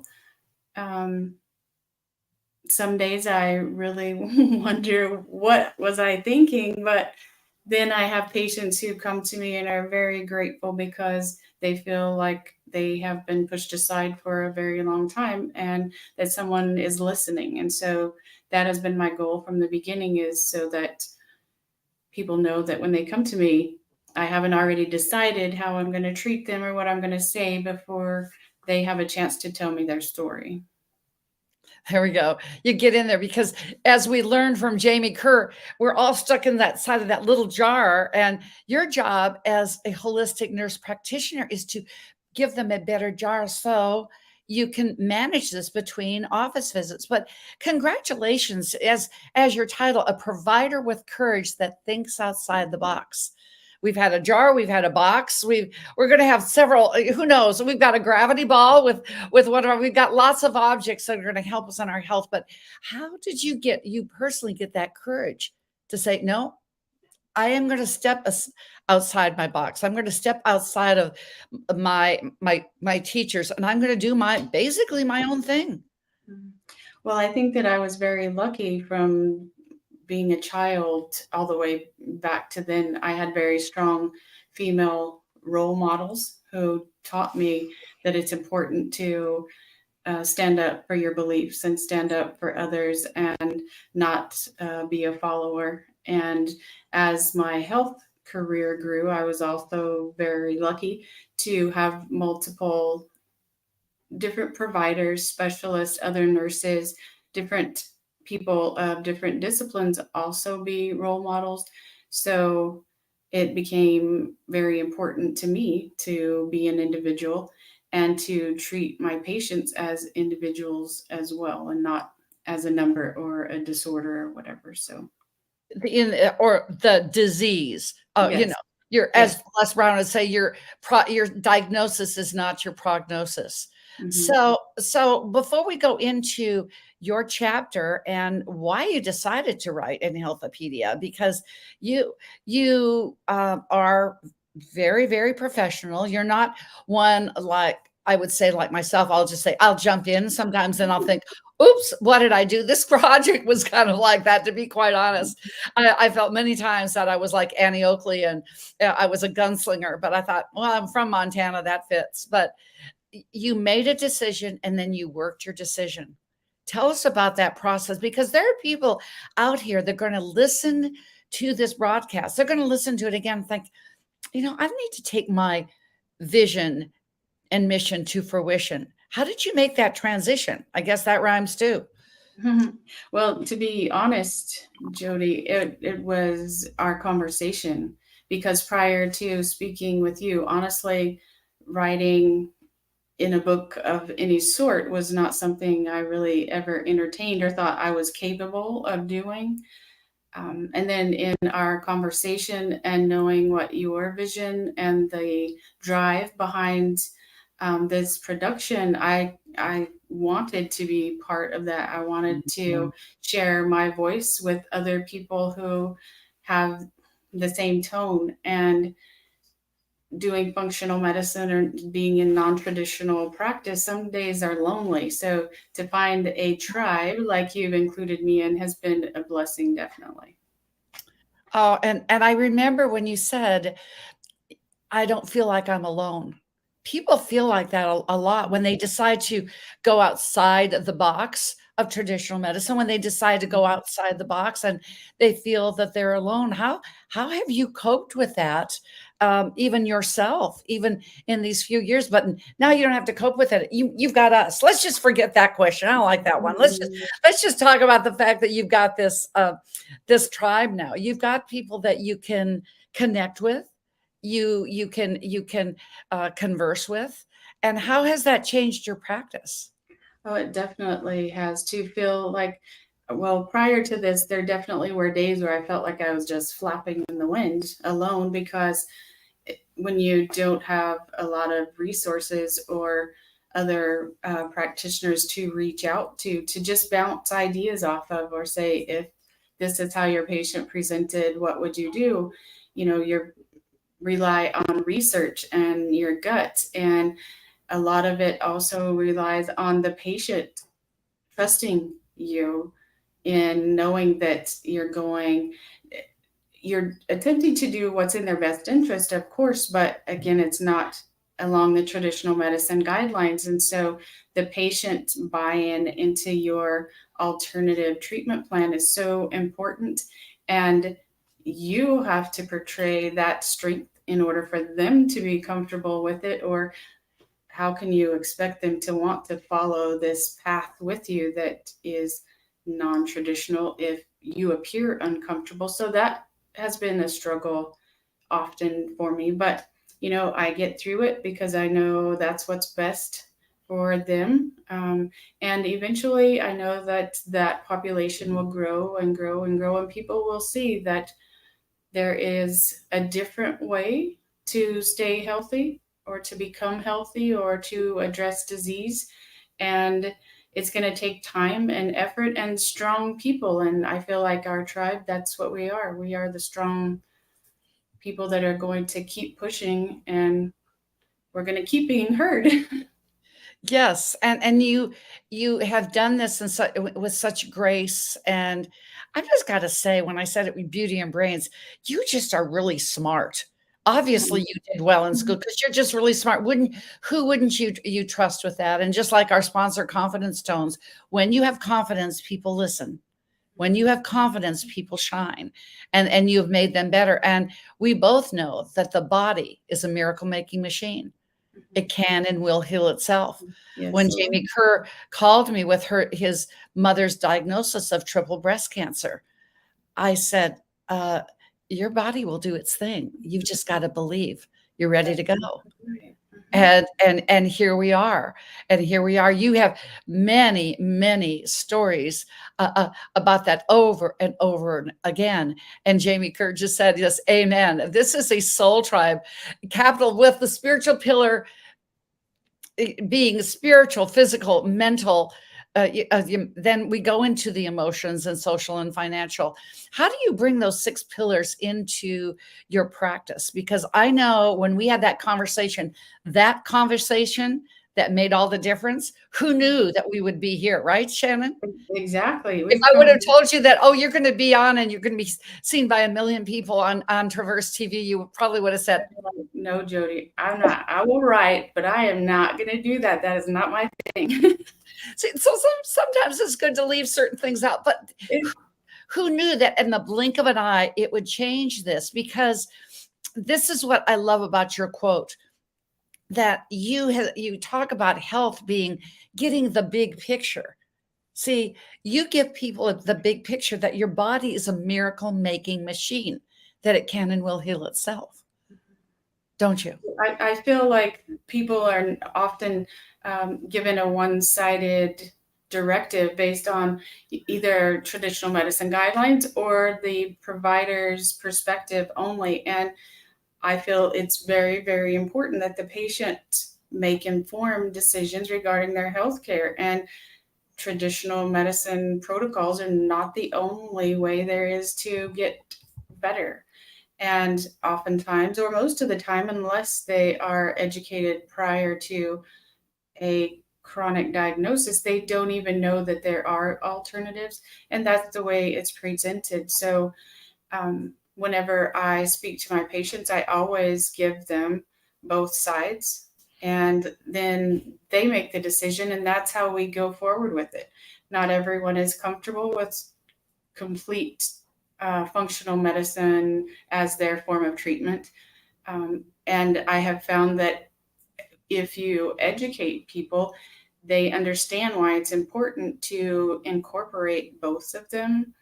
Yes. You know, there's a reason that nutrition has been supported and enforced and discussed in every chronic disease. That's because usually that's where it originates. And so if you leave that part out and just try to treat their disease, then that's Band-Aid medicine, and that's not what I do. It's not what you do, but what you do is that you do a two-way communication. And I bet you found, as I have this philosophy, and I say that it's the tap on the shoulder, then it's the 2x4. Listen to your body until it's the Mack truck. And I bet you've seen over your now a couple of decades, I think, that you've been in practice, correct? I have. And, you know, one of my very first patients when I was just in nursing school doing clinicals, I was 18 years old, and she was an elderly lady in her 90s, of course, with congestive heart failure, hypertension. And so we know that they tailor their diet to where they're not supposed to have any sodium, no fat, no this, no that. So this poor little lady who had lived her life, and her only wish for lunch was to have a ham sandwich and potato chips. So of course, those that were in charge of her counting the sodium and counting the calories and counting the cholesterol said, oh, absolutely not. Well, you know, there comes a time when you have to decide on, you know, quality versus quantity. And this little lady, like, really is keeping that away from her going to make her healthy? No, you're not going to fix her heart, but to let her mind be happy for a little bit because she got to eat a sandwich. Like, it was at that point I knew you had to keep things in perspective. And when you try to keep everyone inside the box and treat everyone the same, then you're not really caring for people. You are just following the protocol, and I'm not going to be one of those people. Right. And following the protocol. And what you do, Shannon, is you lead from your heart. You lead from your heart in this transformative. So in New Mexico, where are you, by the way? I am in Southeast New Mexico, all the way. I'm closer to either border of the Texas line than any other city in New Mexico. So I'm way down at the bottom. But way down at the bottom. And what is that? And what is that town? Carlsbad. So you're in New Mexico. So I've been to Carlsbad, California before. So if you're close to Carlsbad, New Mexico, and want an oasis, what a beautiful name. I bet that's how you came up with the name with, okay, oasis, you're in the desert. Great word picture. So let's go back to this soul tribe and think about going ahead, and you were in the desert with your just being by yourself, feeling like you were by yourself, a one woman band here. Now you find the soul tribe. How has this been these last 4.5 months? Just an oasis for you? It has been. So partly the idea behind the name of my office was I wanted to promote wellness and not have an image of illness. So in my office, I only have one exam bed, and all of my other rooms have recliners in them so that when they come in, we have conversations and we interact in more of a regular type environment, because I want people to come in and me keep them well. I don't want to only see them when they're sick. That is not my goal. So the environment here is set up to do so. In talking or being included in the tribe for the last few months, it has definitely been beneficial to hear perspectives from the different health coaches and alternative healers, just because it makes my heart happy just to hear people that don't just dictate protocol or talk in medical terms or just discuss medications as treatment. So all of those things have been very comforting and supportive, uplifting for me. Well, and you were, I'm going to give you a little secret. Can I give you, as they say in Spanish, el secreto? Online here, we have decided that our next Healthpedia version is going to be women's health. Oh, that's awesome.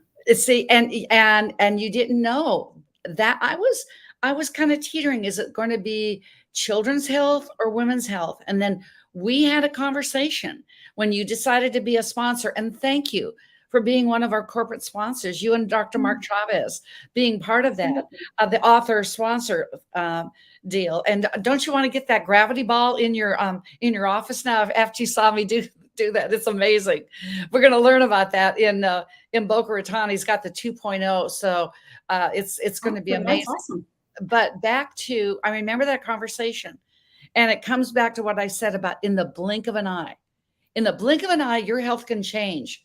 In the blink of an eye, it can get better, ladies and gentlemen, or it can get worse. You can regenerate or you can degenerate. In the blink of an eye, who knew when we were talking about the possibility of you being a sponsor here? And you said to me, Jody, it's nice to know somebody that feels the same way about women as I do. And I don't know, you must have picked up something I said, because we do have these masterminds once a week. So if you've never been an author and you don't have a clue, don't worry, you can do it, right, Shannon? That's absolutely right. Because you had never written before. No, I hadn't. I mean, I had written papers for school, but not like for publication or anything. So I definitely think the volume of papers I had to write helped me in doing this, but it was very therapeutic as well doing this. So I encourage anyone who even has remotely had the inkling to do so to definitely take the opportunity if it's provided, because it is a level of fulfillment and joy and satisfaction and accomplishment that you just can't get from something else. Because you're a soul tribe.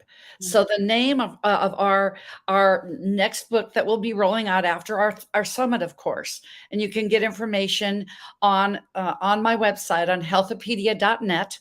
And I will tell you, it absolutely is amazing. And what we've got up there right now on the healthopedia.net, there we go. You can get information on it. Thank you, Toya. And also remember that we're taking care of those victims in Maui with just, $1, one of those pennies from heaven, as Bernie calls it, at a time. And we're going to be taking care of Gabe's Heart Foundation too, just like you take care of people. But I want to come back and get on this point of Healthopedia. What do you think of the name? Women's Essence. Nice. I like that. What is it? Because that came to me when we were on that conversation. I said, she just got such an essence. Because I was thinking of she power and this, that, and the other. And then is it going to be kids? And I'm going, Shannon has such an essence. So see how you really did affect us on the next title. Thank you. Oh, well, that's awesome. Well, I want to make sure that I get included in the next title, number 1. Number 2, essence. I think that is a perfect thing because, and you know how I am, I don't hold back, but I believe that women's health is oftentimes not given the attention that it needs because providers in women's health are primarily male. So I think that it deserves attention from a different perspective, and it will only be of benefit to a lot of women. Absolutely. And for men, just guess what? You know what's around the corner.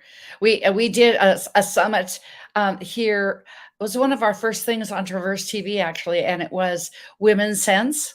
That's how, and I was looking at my domains that were coming up for renewal on GoDaddy, and guys, we're not going to leave you out because we just had that money title that we did with another Les Brown Inner Circle person that just is a great friend of mine, Maynard Neal, and we said, real men are aware.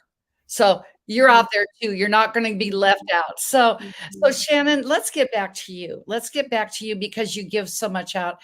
What is your last just comment that you would like to share about people's personal health, thinking outside the box, or when I'm thinking of your power quote, which is good. You don't have to be the victim of one-way communication. When it comes to your health, think of the big picture. What is the last piece of advice that we would like to leave with our viewers, please? Well, I think it's that you have the right to ask questions about your treatment and your treatment plan and the diagnostics that are used, the medications, whatever happens to be in the plan. It doesn't have to be dictated to you, and you don't have to go along with it just because a professional is the one presenting it to you. You should ask questions because your emotional, psychological state impacts your overall well-being critically. And if you don't buy into the treatment plan, or you don't understand why you need to have these diagnostics or why you need to have these medications, it's not going to work as well if you aren't emotionally invested in the treatment, or if you aren't comfortable in how things are progressing. So I think that people oftentimes just stay quiet and just go along for the ride because they don't feel like they have any choice. And I want people to know you always have a choice. You should have every explanation 10 times over if that's what it takes. But just ask questions and make sure that you're comfortable and happy with the way things are. And if you're not, then you should find someone who speaks your language. Say no, and it looks like next option. Mhm. And you are a great option. Shannon, thank you for sharing this time. Thank you for going outside of your box to do that. Way to go. Well, Never thank you. say never, always say always. And what I can say is we're going to have a commercial break now because you get a great lead in. Says, let's just buy this book on September 26th. So ciao for now, dear. See you Bye. soon. Thank you. Bye-bye. While being mentored and studying with the iconic pioneer in natural healer, Dr. Hulda Clark, and experiencing her life-changing practices and protocols, a goal card was written and dated in 1984 stated, "I will write the Eastern medical version of the PDR, Physician's Desk Reference. The universe delivered a sign to actualize this goal. Now in 2023, we are experiencing vision and mission into fruition. Healthopedia has arrived, led by the iconic 20th and 21st century icon, Dr. Bernie Siegel, MD, author of Love, Medicine, and Miracles, along with 42 extraordinary healing world changers that will motivate, educate, inspire, and propel you along your own path to wholeness, wellness, and abundance. Every compelling story will uplift you to your own epiphany of health isn't something you do, it's what you become along life's journey."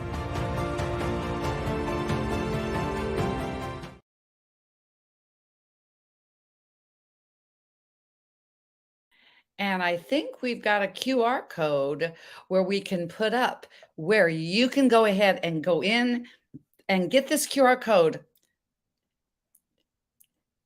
Take a picture because then you can download this, get an email, and you will be alerted when our book launches on the 26th. It's right around the corner on Tuesday. Just don't miss it. Thank you for just being a part of this. You'll be able to get a free download, and also you can get the free version, of course, but then it's only going to be for one day. Then we're going to go back and you can buy the book, as Martin Pratt said, or buy it and for a friend. That's absolutely, I'm going to bring me up stage with the on stage with the QR code, of course. And there you go. We've got buy it for yourself, buy it for a friend, because that's going to be that friend that's going to say, oh, that book, oh, gee, it is somewhere in the house, and they're still reading it. It's one, yes, that you want to give away. So we're going to keep that QR code up here as I talk, and that's a great idea, Dan. Just let's keep it flowing.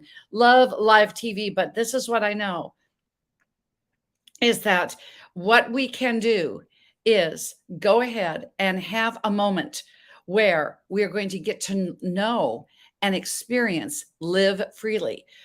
What is Live Freely? Live Freely is our main sponsor. They're not only sponsoring this event, but they're sponsoring in part of our Boca Raton event. Live Freely is proactive aging. Arthur and Daniel Jew, a couple of wonderful sons that wanted to help their aging father. Proactive aging. I know at age 70, aging is there. And frankly, and it's livefreely.today. So it's livefreely.today. What is Live Freely? It's taking AI and technology and taking it into the next level of what we want to be in our anything in our life. Why not, as Les Brown says, to go ahead and live fully and die empty? Live Freely in their AI technology will allow you to do just that. Let's take a look, take a listen. Aging seniors face a variety of challenges when it comes to their health and well-being. Now, there's a way to take control of aging. Meet Buddy, your personal health assistant. Buddy is a cutting-edge digital health solution that empowers seniors and their caregivers to be proactive in aging. The platform works on smartwatches worn by the senior and paired to their phone. Buddy automatically detects, predicts, and prevents falls. If a fall is detected, your loved one's watch will vibrate and display fall detected, I'm okay, or help me. At the same time, an alert is sent to the caregiver and a 5-minute countdown begins. If the alert is not addressed within the 5 minutes, Buddy will automatically connect to 911. Many times, a loved one is prescribed a walker or cane when they become a fall risk. Through Bluetooth and gamification, Buddy encourages the use of assistive walking devices by providing points that can be converted to gift cards. Buddy also reminds your loved ones to take their medications on time. One of its most innovative features, Buddy uses all the data it collects to create a personalized baseline and measures deviations to alert of potential health issues. Gain greater connectedness, peace of mind, independence, and security through Buddy, your personal health assistant. To learn more, visit www.buddylife.com.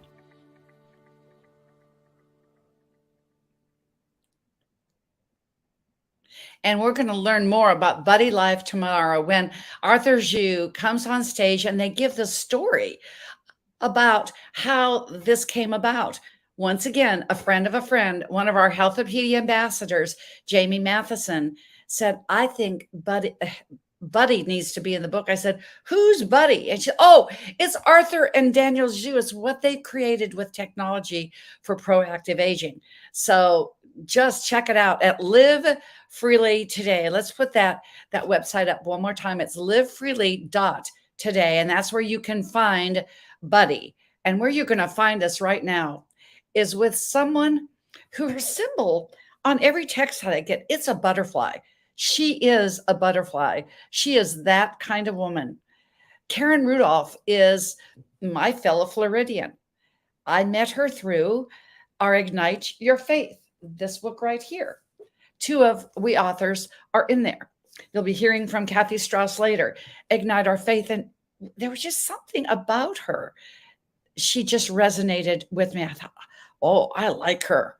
And that energy. And then I looked into just her website and I thought she is a power facilitator, but she does it with passion.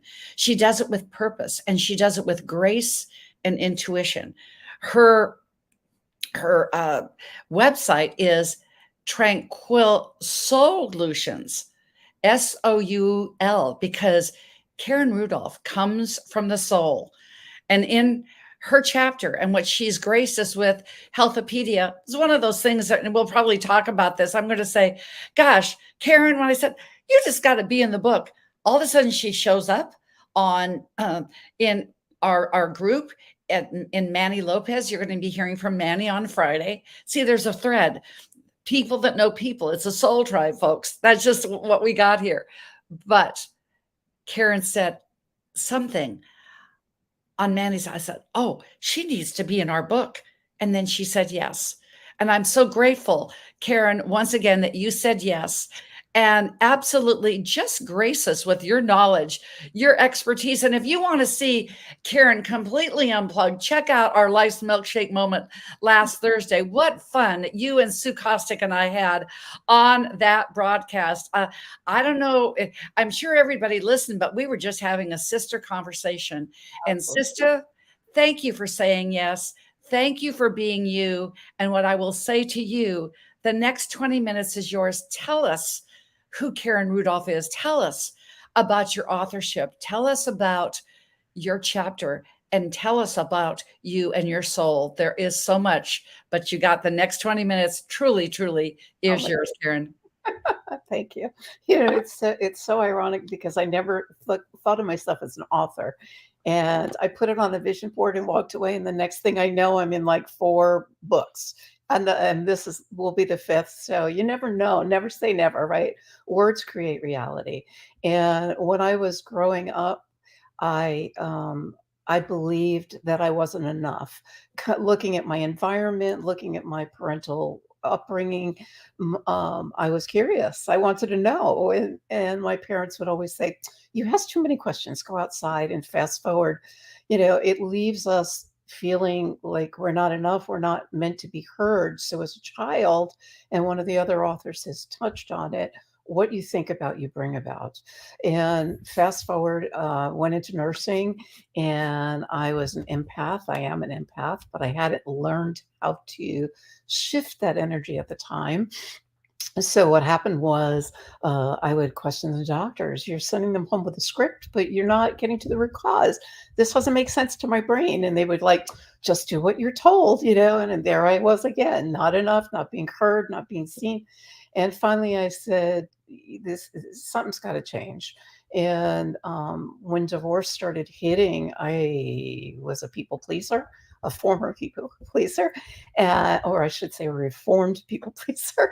And I didn't know anything. I had no self-worth, no self-esteem. I thought myself being stupid. And it was just this whole shift of energy for me. I started getting into, couldn't get enough quantum physics, couldn't get enough neuroscience.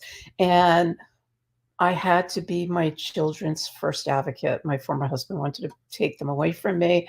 And all of a sudden, there was just something within that went over my dead body. And I had to go before the court because he wouldn't talk to me. And I just said, you know what? It begins within. And if I don't change me, how can I be an advocate for my children? How can I be a spokesperson for myself, let alone my children? So I delved into communication courses and personal growth and development. And in all of my 6 hours of carpooling back in the day, I was always listening to the personal growth and development tapes. And then something shifted. The more, as Shannon was saying earlier, the more we practice, right, the more it turns into a becoming when we embody it. And today I've learned to embody it, it being the words that are coming out of my mouth, coming out of my soul, coming out of on my website, you'll see the W with a butterfly in front of holistic, because I've educated myself in the mental, the emotional, physical, and spiritual. And when I look at my clients, I look at the whole of them. So being a part of this book has been so exciting for me because coming from the Western world, I personally always look at being proactive, and I look more towards a holistic vantage point. So for me, it was easy to transition into the world of both and being my own advocate by educating myself. So for me, this book is just absolutely like primo timing as it comes out with gives people choice. It's empowerment. With awareness comes power. And who wouldn't want to be part of that powerhouse? You're being your own advocate. No one's going to rescue you. Nobody's going to save you, and nobody's going to pull up or pull down your pants for you except you. And this way, it just, for me, allows me to look at it and being a part of this as a community of like-minded beings that really have your back.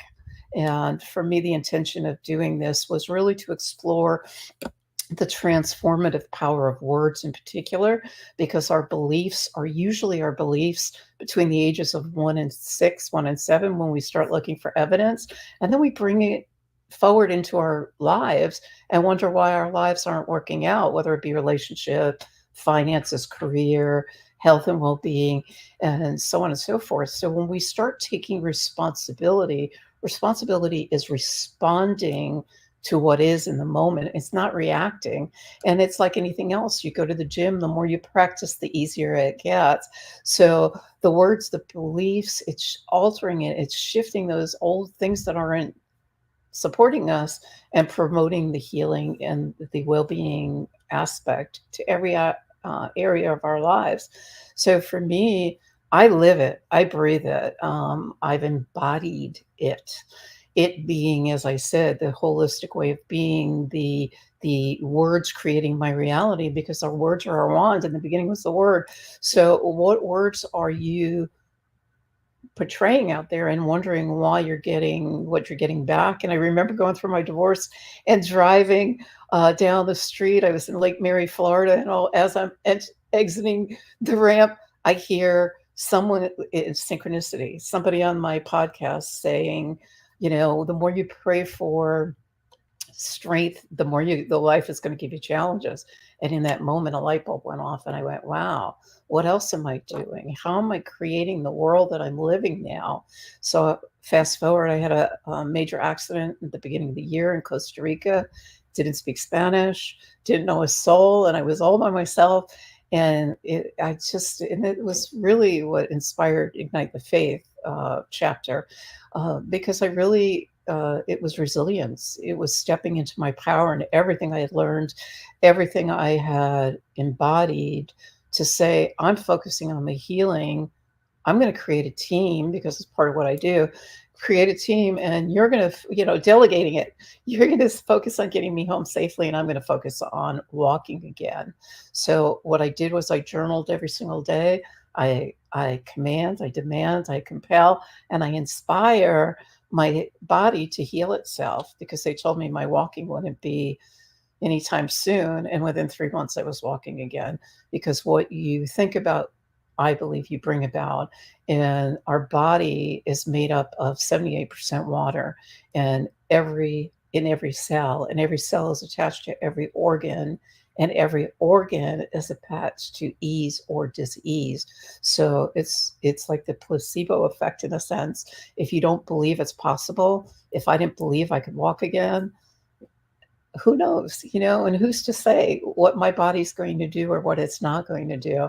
I believe in speaking my own truth, being my own truth, and living a life that has meaning and that I love.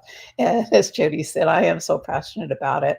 So I'm so passionate about being a part of this project, because my power quote was, life is a conversation which emanates within, which is down there. And that came to me as an intuitive hit when I was doing my HeartMath training, which is all about stress relief and centering yourself. And it begins within, as above, so below. And it begins with self. And if I couldn't be for myself, how can I possibly be or give from an overflow to others? And I'm so committed to being there for others and shifting that old paradigm to create wellness on the planet. And I'm just excited about that and being a part of it. So, yeah, I mean, I can go on and on because I love it, but. Well, you've got time to go on and on and on, so keep it going. I'll tell you what I'd like to know, just a little something. Sure.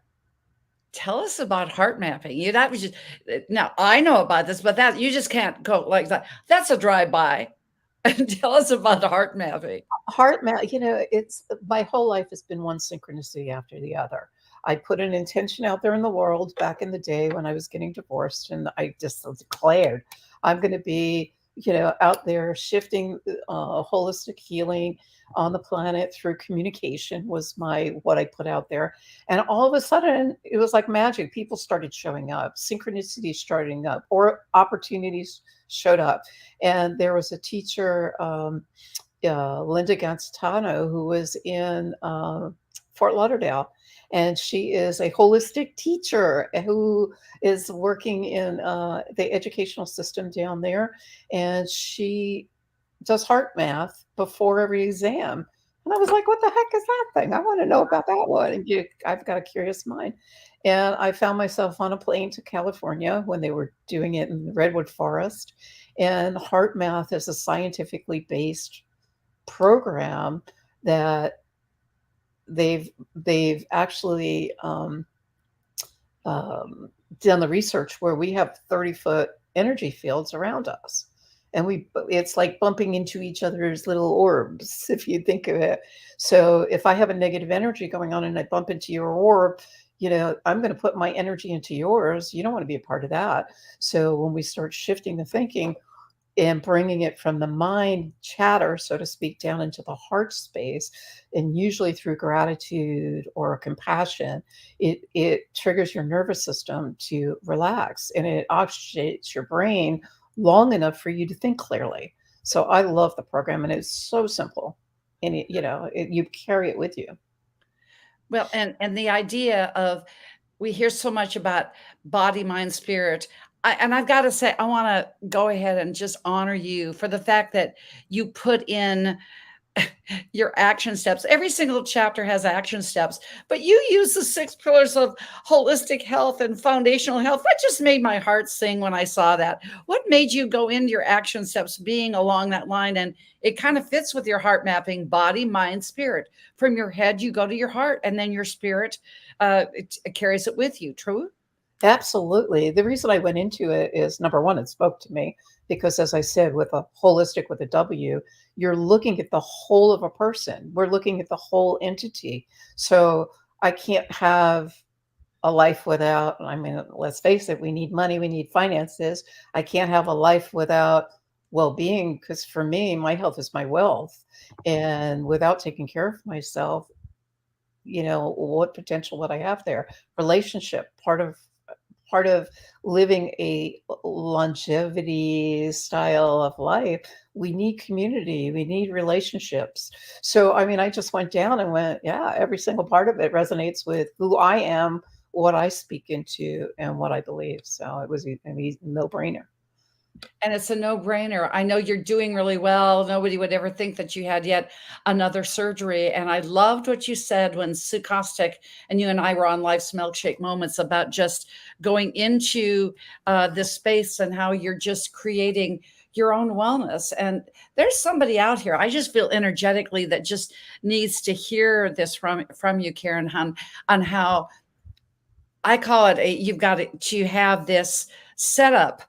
Is always is how you get this. Having a setup will give you that comeback. Everybody talks about the setback. No, the setback happened. Let's talk about the setup for a comeback. And that's what you're doing. Absolutely. Would you like to share a little bit of that? I think it would be really cool, frankly.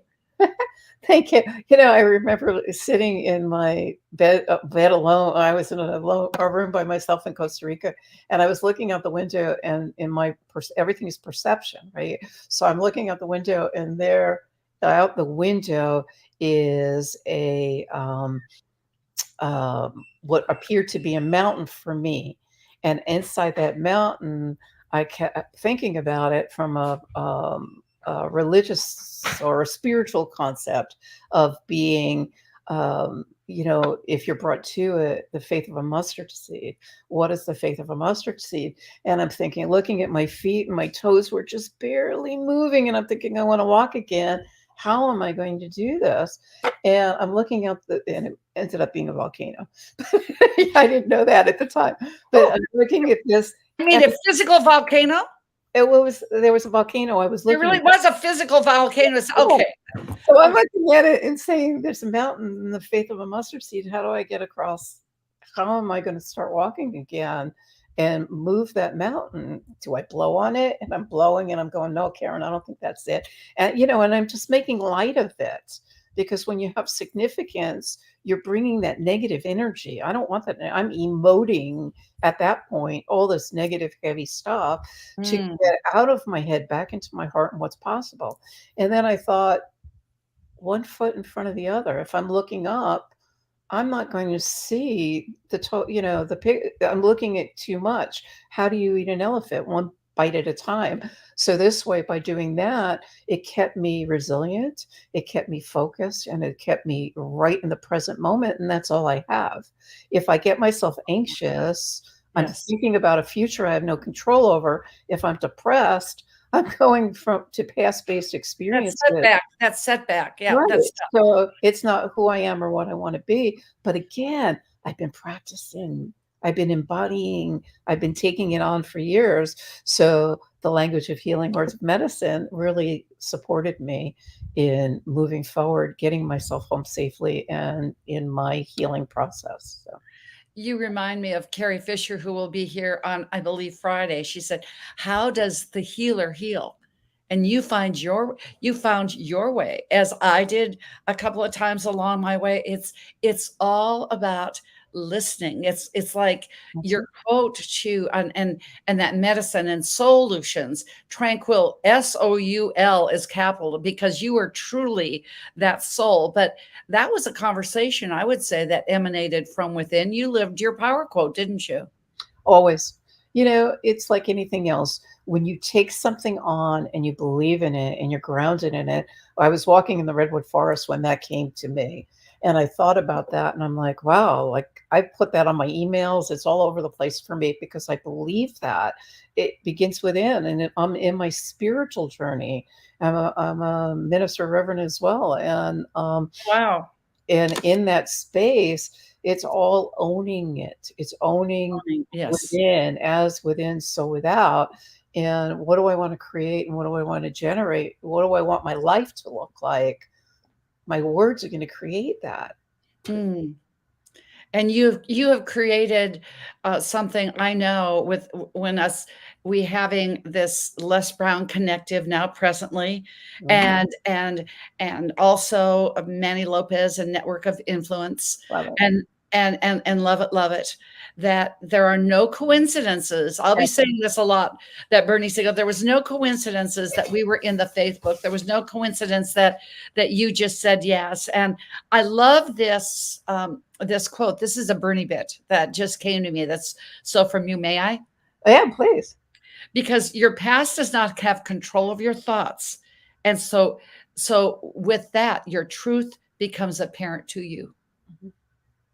And I think that you could have stayed with your husband, as I could have stayed with my husband, but you said there was more that is rather than that what was.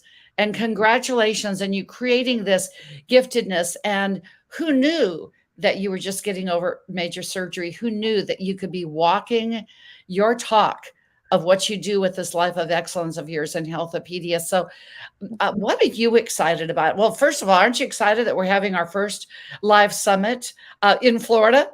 So come see us in Florida in a beautiful thing in February when you've got snow in Massachusetts and Michigan. But yes, the summit in February 23rd, 22nd, 23rd, 24th. Why are you excited about our live event? I'm excited because for me, it's great being here on Zoom with you all. I want to meet you. I want to hug you. I want to like really get without relatedness, nothing works in my world. And I want to get further related with everybody because we're like-minded individuals. And for me, we're the wind that lifts beneath other people's wings.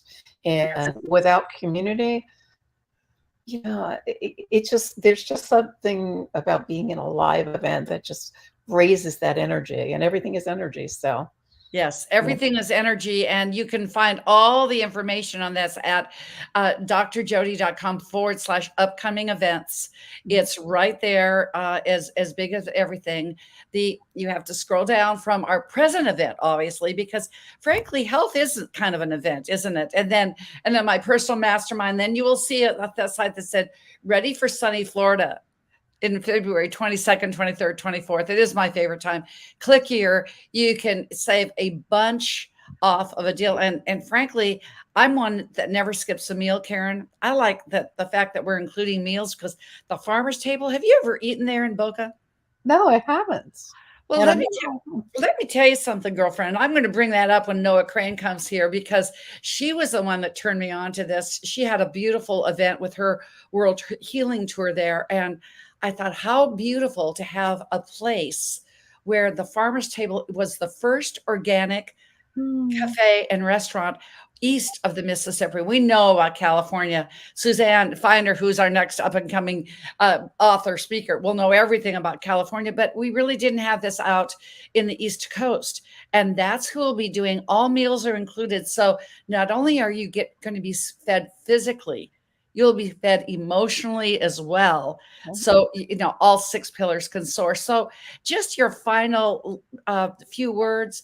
We know where we can find you at Tranquil Solutions, all caps out there for sure. But what are your final words about this book, Healthopedia, your experience, and just give us some, I'm going to say unscripted, Karen, let's just do some unscripted of you right now, right here. That's easy for me. Because it comes from the heart. And when you're from the heart, you're being real you're being authentic with yourself. Yes. So in that statement of being authentic with yourself, right? Know who you are. know what you want, know what works for you, Mm. know what doesn't work for you. Be your own advocate, because when you change the way you look at things, the way you look at things change. And that is going to make the biggest difference in your life. So.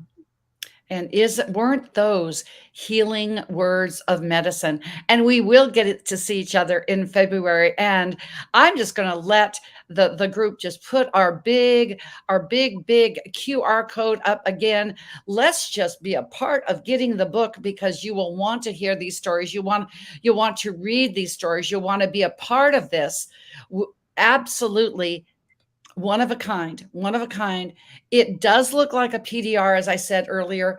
It is a physician's desk reference, because you are your own physician. So let's get this QR code. Let's go ahead and say, Karen, thank you so much for who you are and what you do in this world. Let's just QR away, shall we? Namaste. Namaste. From one healing heart healer to a next. And this is Suzanne Finder, who is a nervous systems and not being nervous. Actually, you have a nervous system, you're going to hear a lot about it. I'm just going to say about Suzanne, she's like Shannon, maybe it's the S's. She's just really smart. And what she knows is like really, really cool.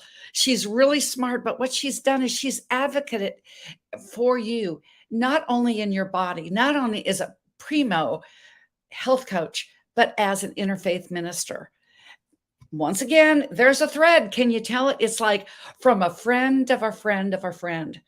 MUFAN, through another Bernie Siegel / another friend of a friend, met Bernie through Dan. See, we're all connected. You see how this is a connection? I always love what Les Brown says. We come in this world alone and we go out of this world alone. But in between this world, in between these dashes, we need each other. We need each other now, don't we?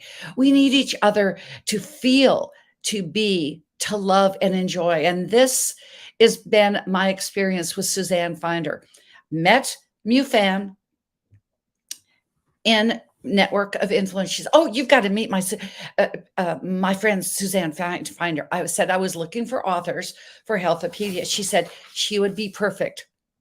I guess MUFAN was smart like Suzanne, because she was a perfect fit. Suzanne Finder, nervous system, extraordinary health coach, interfaith minister from California. We're going from Florida to California. And I'm going to say, yes, Suzanne, welcome. Love your background. Love you. Welcome. Love you, Jody. Welcome. You are the light of this little project. You know that, right? Just you bring all of these other lights together, and it's fabulous. So much fun. I'm so excited to be a part of this book, to be a part of the project, to be in your circle. You light everything up. Well, and when I'm looking at this is, I said this a lot of times, when you were the technical glue. Before we get into you, I've just got to give you honor. You were the technical glue. And there is one statement that Bernie Siegel, when we had our so many interviews, said, and I asked him, he said, you had all these animals. We found out, Suzanne, they had 58 animals and 5 children at one time. Oh my okay. God. And he said, I would always ask myself if I was stressed at the doctor's office. Ladies and gentlemen, take this one to the bank. He would always say WWLD. And I said, Bernie, what is that? And he said, what would Lassie do? Because that was their favorite job. Well, for you, my dear, when we would do the Google Docs, all of this, and yes, the CEO of MYB Publishing, Jay Noland, said to me when I said, I'm going to do this project, would you publish it? This was in January. And he said, how many authors do you want? I said, 40. And he looked at me, he said, 40. I said, well, it's the number of balance. I want 40% men and 60% women, because we're really kind of 60-40 in this world. I want the number of balance. He said, will you be at the end of this project? In other words, balanced. You, Suzanne, have made me feel balanced, because I've said many, many times with this Bernie Siegel quote, WW, I'm back on Google Docs, WWSD, what would Suzanne do? Oh, Thank you. Oh, Jody, thank you. So I am so excited to be here. I don't know if my quote is showing anywhere, but it's your nervous system doesn't lie. No, we're not going to start about this. We're not going to start about the court, because we missed that part on the radio show. I want to know, let's just hear a little bit about Suzanne, the woman. Oh, that's such an interesting question. You know, this morning I was thinking, because I'm not much on social media, and I was thinking how that's been an important aspect of what we're doing together. And I like being a private person. I'm kind of one of those people behind the scenes that likes to help and make things happen. And I think my background leads directly into that. So at an early age, my mother passed away from a blood system disorder.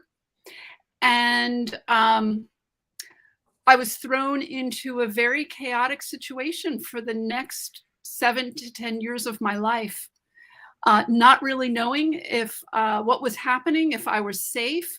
My dad had his own issues to deal with. So, and wasn't this like before, weren't you 6? Weren't you still in your beta state? Weren't you? I was 6 years old when my mom passed. And my dad married very quickly. He married a very wealthy woman. I was exposed to some amazing things. I'm actually from the East Coast. I've only been on the West Coast for 20 years, and had an amazing upbringing in many ways. Upper East Side, very upper middle class, private school, nannies, riding camp. That was my favorite. Yeah, but it created a lot of post-traumatic stress in my nervous system. So there was always this underlying, there must be something wrong with me going on. And Karen spoke to this a lot. I know Jamie is going to later today.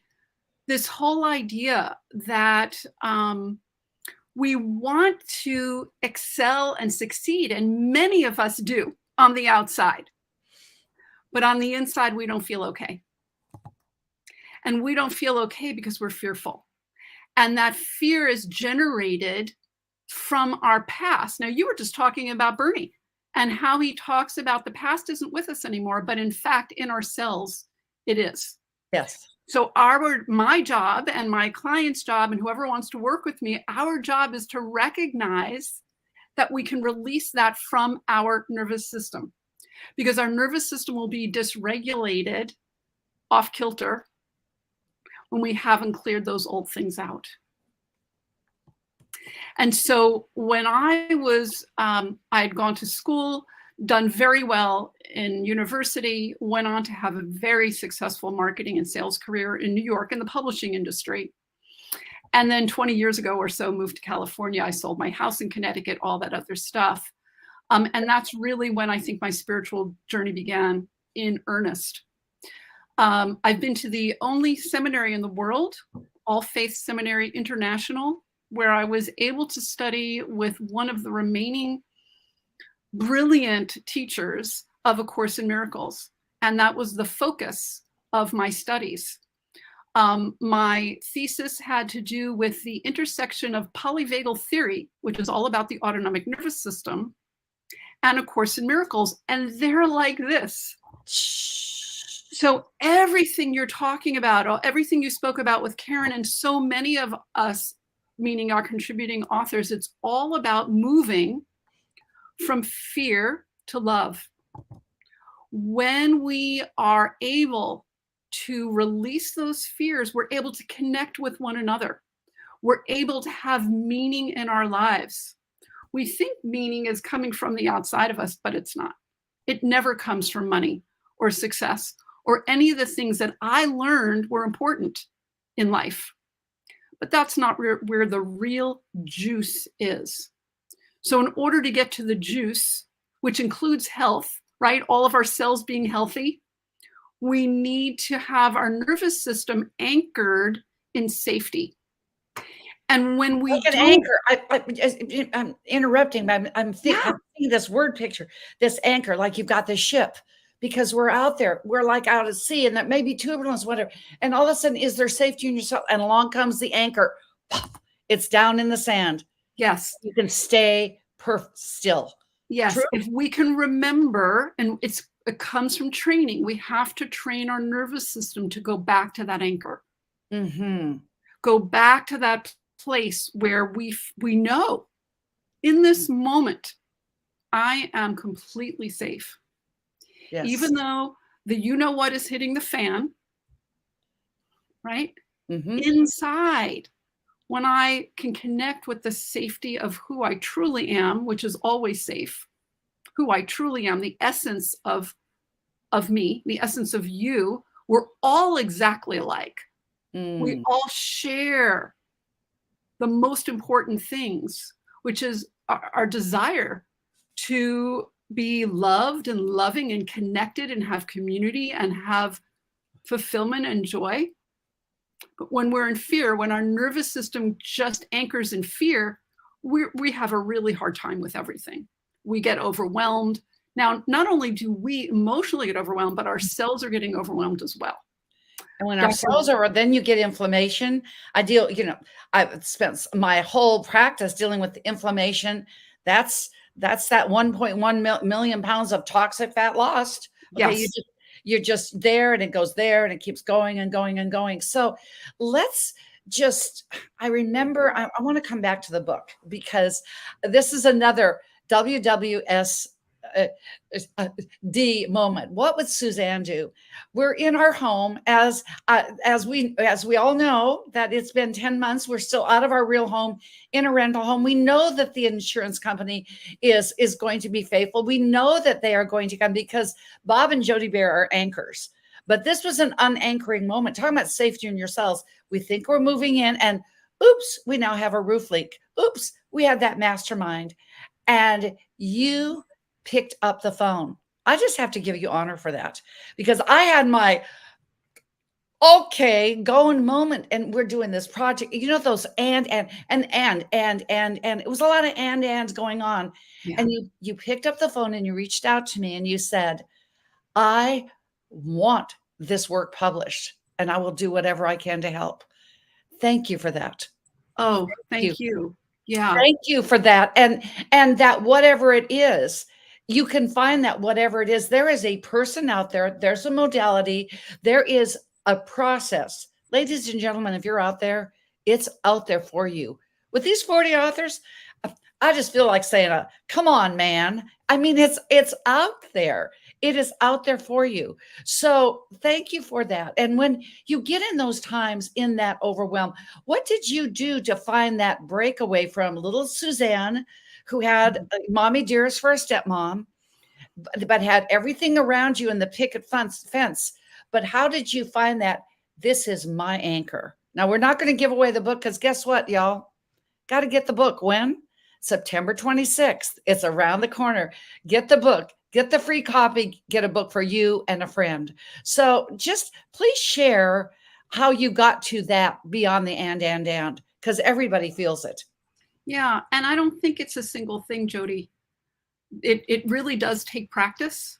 It's practicing, coming aware, and finding those little anchors around you that help you feel safe.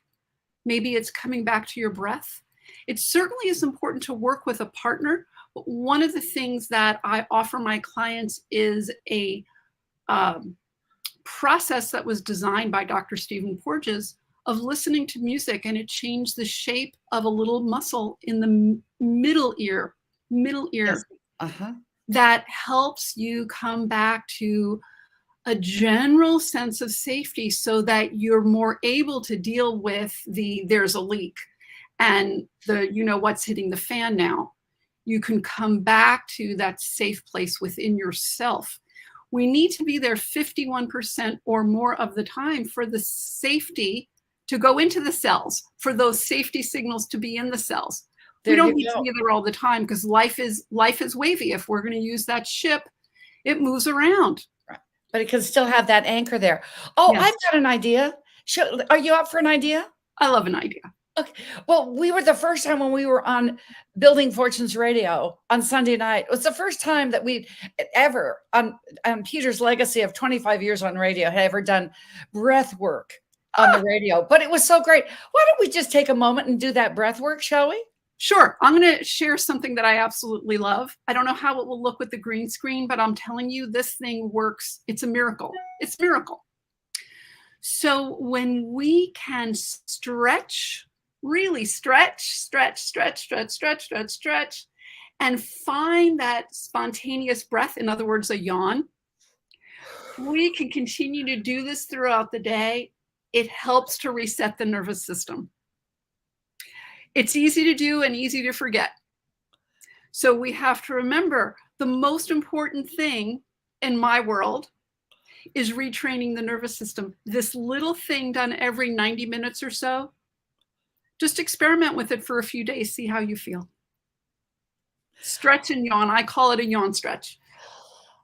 Oh, yes, because we're, let's just yawn, stretch together. So wherever you are, if you can do it with a green screen, without a green screen, it's all good. So obviously, I'll tell you the one reason that you want to get the book, because you were second in line for the Guinness Book of World Records. Ask Kathy Strauss about the most resources. I'm like, this isn't Stephen Porges's chapter. It's yours, Suzanne, but in the resources. So that's one good reason. Buy the book. You will have a rabbit hole of resources that go down. Number one was obviously Arthur and Daniel's Jew with all of their AI technology with Buddy and Proactive Living and Live Freely. But you were the less. So let's just put an absolute beautiful bow around you, your contribution. I honor you for that. When you said Women's Sense, you like the new title of book number 2.0, Women's Essence. Oh yeah. Love it. Yes. But let's put a nice, pretty bow around you and your title. If somebody is out there and they say, well, I don't even know how I would even know if my nervous system was lying. How would you find it? Oh, by the way, Mindful Success. That's where you can find Success and Suzanne. But how would you even get in touch doing that one step so that you would know that you'd know? Yes. So here's what we do know. All chronic disease has underlying nervous system dysregulation. Everything from autoimmune to cancer to diabetes to chronic pain, anything chronic, meaning lasting more than 6 months, there is likely an aspect of nervous system dysregulation there. Mm-hmm. That's how you would know. Do you get angry easily? Do you get upset easily or worried easily? Do you get anxious easily? Nervous system dysregulation. Mm-hmm. So check your emotions. They They don't don't lie. lie.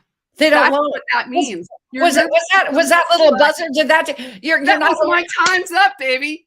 No, we're going early. That was your timer. You would have that as a deal, because what I would say with Bernie, I leave this with you about Bernie said, I always live my life being in my footprints. That is your nervous system not lying. That is your Bernie Bit quote for you. And Suzanne, thank you to Mew to give me you. And yes, that does rhyme. And you are just an amazing healer. Can't wait. This is, as I would say, my mom used to say, we've just scratched the scratched. Well, for now. Much love to everyone. Much love to you, Jody. Thank you. Thank you. We have just started to scratch the scratch. And what we're going to be doing now, absolutely, remember that book launch date. There's your scan code. Yes, yes. With Jamie Kerr being in the UK, with Karen Rudolph having connections not only in Central and South America. And what are we doing here? We have Germany. We have Dr. Gary Sanchez, who's taking a sabbatical, who is a big part of our why and why we did this. This is what we're doing. We're going to be bestseller in Spain. Who do you know in France, Jamie? Who do you know in Germany, Italy? Karen, as I said, will assist us with her connections in India and Australia. We have we have the US, of course, and in South America, this was them. And yes, Jamie Kerr just said, I got these connections flying around the world. Let's just fly it around the world for these 13 countries. We will be best-selling authors and bringing this message from vision, mission to fruition. That's what we're doing. And Suzanne, thank you for your message. Thank you for your love. As Bernie says, thank you for your love. I can't take it with me. So let's take a commercial break and let's find out about the background of Healthopedia and what is in the forefront for us.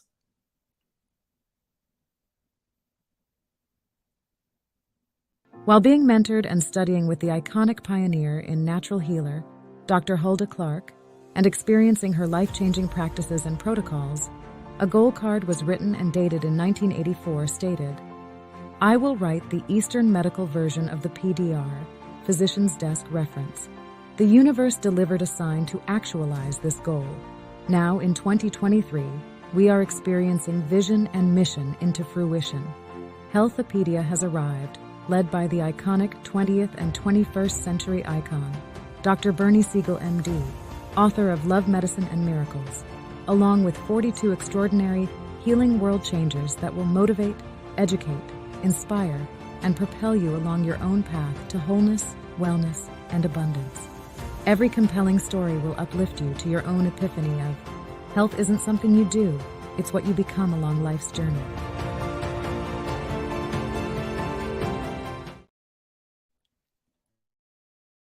And we will know that health isn't something you do. It's a long life's journey. What we've got here is a woman who has had quite the journey.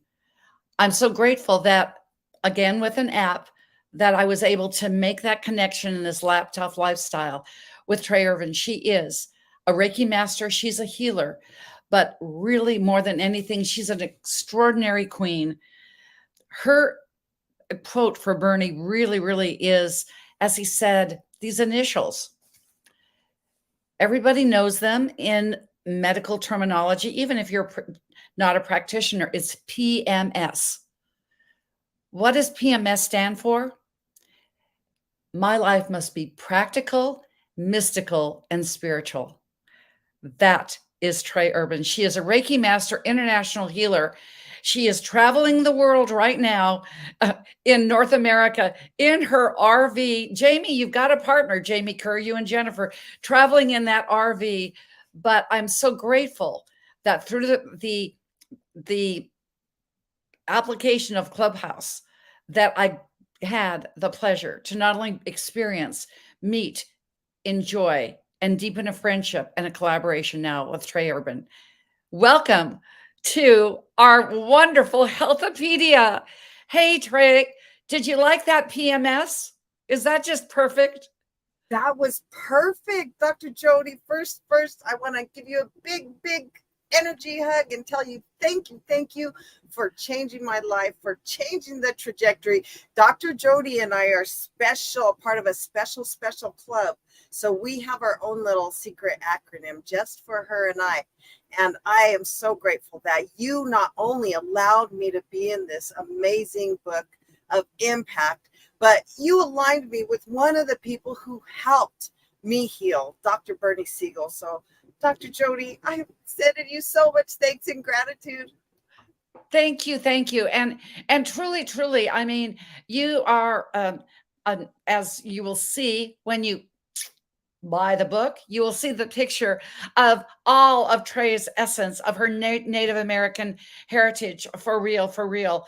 But out in Colorado, normally, along with two of our other authors, by the way, our first live summit will be in Florida. The second will be in the mountains of Colorado, July 2024. So we'll have many times around this, but there's always best to check out the first on February 22nd for real. So just let's let into our audience, let us into you before we pour in and out of the book. Tell us about Terrific Trey. Thank you so much, Dr. Jody. Well, first, I want to send blessings to all the beautiful souls out there in the listening audience. I have a question for you, if that's okay. Yes. I want it's to okay. ask. I want to ask all the listening audience, and include. Have you guys ever had one of those days where you were just so frustrated, and you knew something had to change? I'm raising my hand. I'm raising my hand for that. And come on, you guys. You know, you might have had one of those frustrating days where you knew that was going to be it, right? Or maybe some of you guys knew that you wanted something to change, but had no idea what you should do next. All right, let's see those hands go up. Yes. My hand's going up. There's lots of hands going up. I know it. And that's the day that I had when the awareness came that I was unhappy in my life. I don't know, some of you guys are a little stubborn. I don't know if some of you guys are a little hard-headed, maybe like to be in control a little bit. Well, one day I had this epiphany that I was not in my purpose. And how did I have this happen? Well, because I'm a hardhead and I was in the church for many, I'm a deep believer, but I had to tell God, okay, I need to hear things or receive things 3 times before I believe it, right? So on this particular day, husband, I love that. You guys, that word husband is in my chapter, Leveraging Moments of Impact. So the husband's flipping the channels. He's hitting all these different channels, right? And I think one was like a tattoo, a cooking show maybe, and some kind of sports show. And each one of these shows, oh my gosh, they all are like, I can't believe I get paid to do this. Oh, I love my life. I love that I get to wake up every day and just do what I love to do. And after the third one, that was it. Straw that broke the camel's back. And then I went straight to Creator, and I was like, God, I know I am not living my purpose. I know I am not waking up happy every single day. And that's it. It is time for this to change. And I didn't know what I needed to do. I just started praying because I didn't know. Sure. So yes, real quick, a hard head stopped. And I was like, guess what stopped me, y'all? Getting paralyzed from a car accident. And then should we tell them that that's our secret? I think we should tell people about our secret. When you came in my life, Trey, I'm thinking, here we are, 2 people. You don't run into too many people ever that have been paralyzed but are walking today. And yes, Trey, you said on the Kim Jacobs show, we even have you walking in heels. So that was a leverage moment of impact. Please share. And that is when I decided that, okay, I wrestled with God because, there was that dark night of the soul that I was like, oh my God, what if I never walk again? Because I did way too much. I'm just saying, you'll have to read my chapter and see I did way too much. So I was like, nope, if I'm going to stay here, then I'm going to go hard. And they gave me a window of opportunity, and they said, this is all you have to heal. They gave me 12 months. And so I was like, frantic. I'm going to leverage this moment. I am going to get, hi, Melanie. We're trying, this is like live TV. We're trying to figure out why Noah can't hear and her backstage. So this is all good. Thanks, Melanie, for helping us. And it's perfect. Life's always perfect. But in the end, that was when I knew that I got to choose. I got to choose whether or not I was going to embrace resilience or if I was just going to surrender to what they gave me. And you know what they prescribed for me? They prescribed for me a wheelchair and a handicap placard. And I threw that handicap placard at the guy, and I was like, you ain't sitting me down. So I got my full walker and I started dragging my noodle legs. And I'm like, let's go. I'm going to do this. How am I going to do this? Well, first I had to fix the mind because the mind is the key to everything. Because if you don't believe it, it's not possible, hun, Dr. Jody. Y'all, she was paralyzed from her neck. Do you see this queen? Not only is she an amazing age, looking gorgeous. Yeah, oh my God. I could turn my neck not, but it was shoulders on down. There we go. Yeah. Queen. So that's it. That's my chapters about leveraging those moments of impact. Because we get to choose.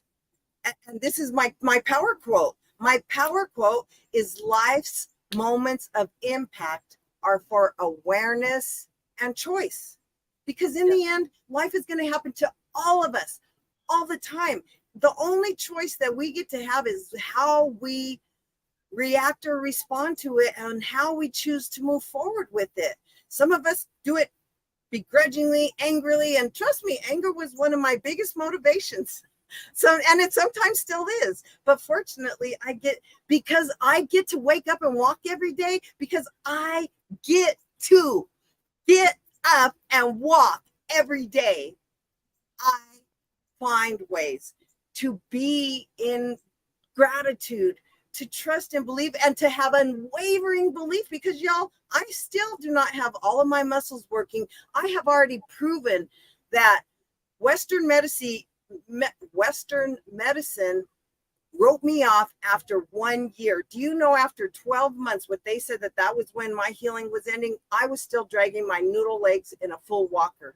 It took me 13 years to get into my heels. I have it. If you go to any of my social media, Trey Urban, any of the social media contents, you will see me recently walking in a pair of heels, something I didn't know if I would ever do again.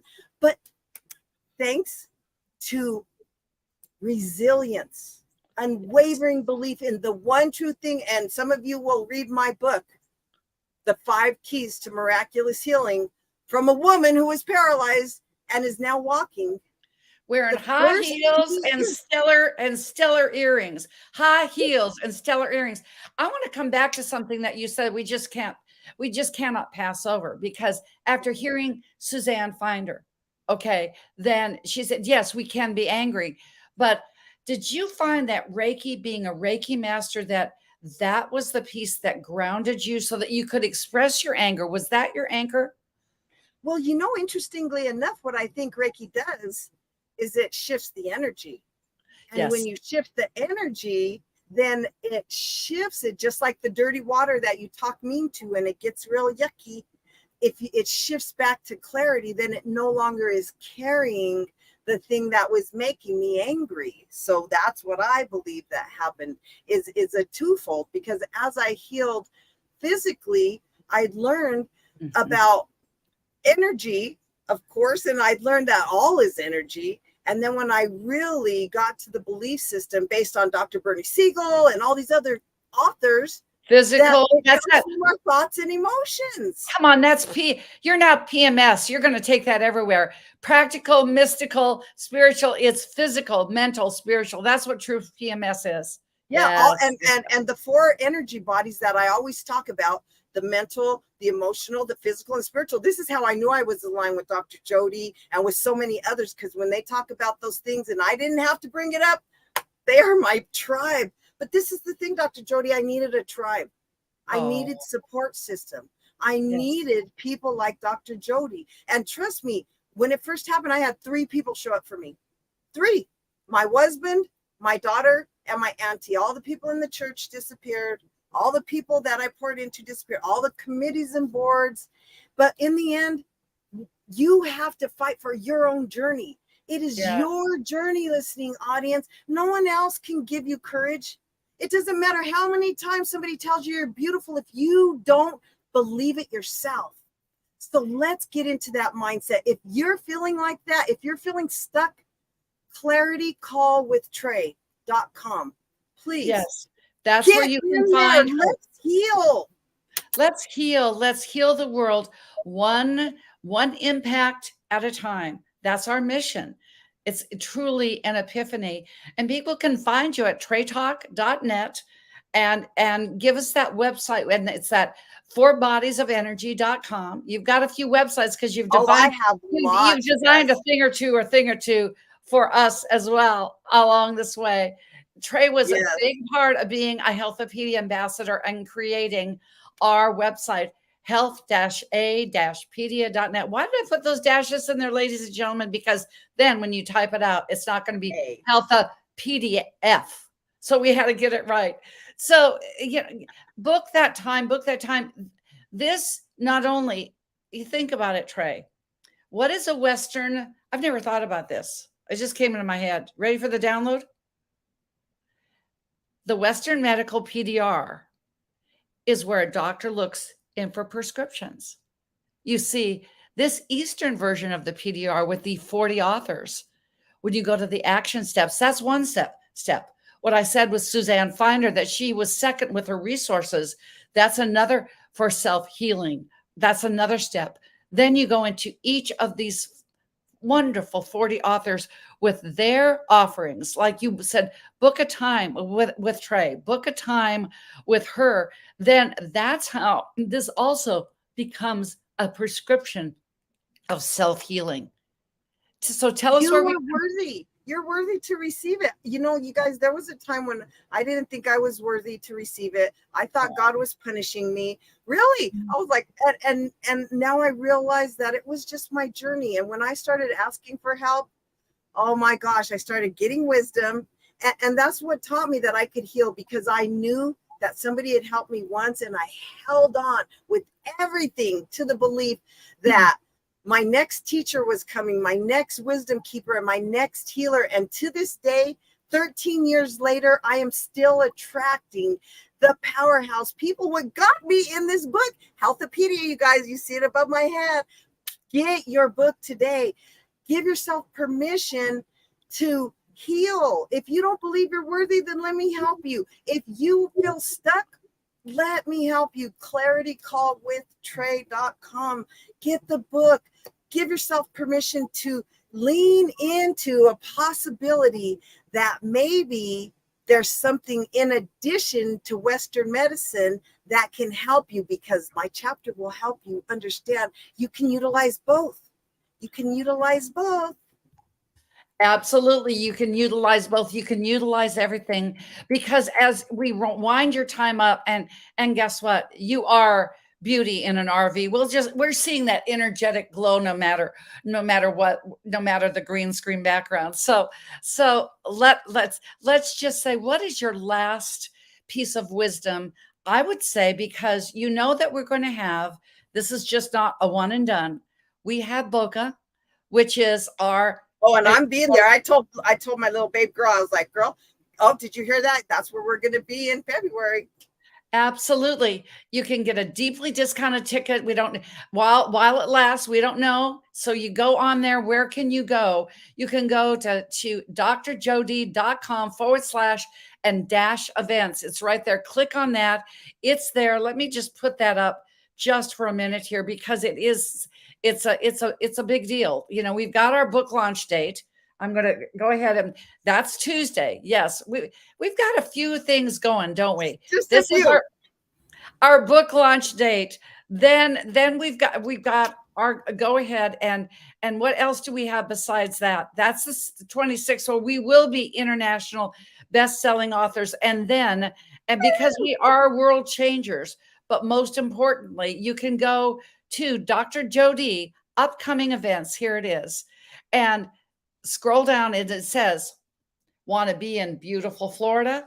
Yes, you can. You can have time with the authors like Trey. You can have a VIP experience. You can go ahead and actually be one who is, I'm going to be self-effacing and tell about Dr. James Marinakis, world-renowned physician. You would have to pay 200 times more than the cost of the summit. And he is taking us through and facilitating his absolute intensive experience, peppered in and sprinkled in with the spices of each of us. So thank you, Trey, for who you are. Thank you for what you are to Clubhouse, to XP Mentor, to our coach and our CEO of MYB Publishing, Jay Nolan. I'm going to say just thanks for being you. And I'm going to say, please stay backstage until and thank you for helping us there. Ciao for now. Wrangler. And I'm going to send you guys with a little clearing sound. Just know all energy can be reset, because all is energy. Trey, all. And you love. All is energy.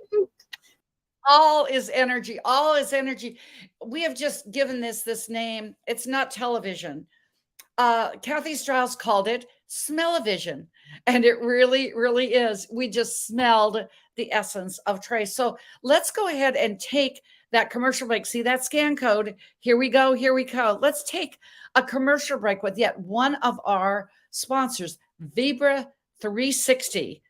Vibra 360. And then we'll go in to MYB Publishing, their book, Power of a Woman. We want to thank MYB for being our publisher.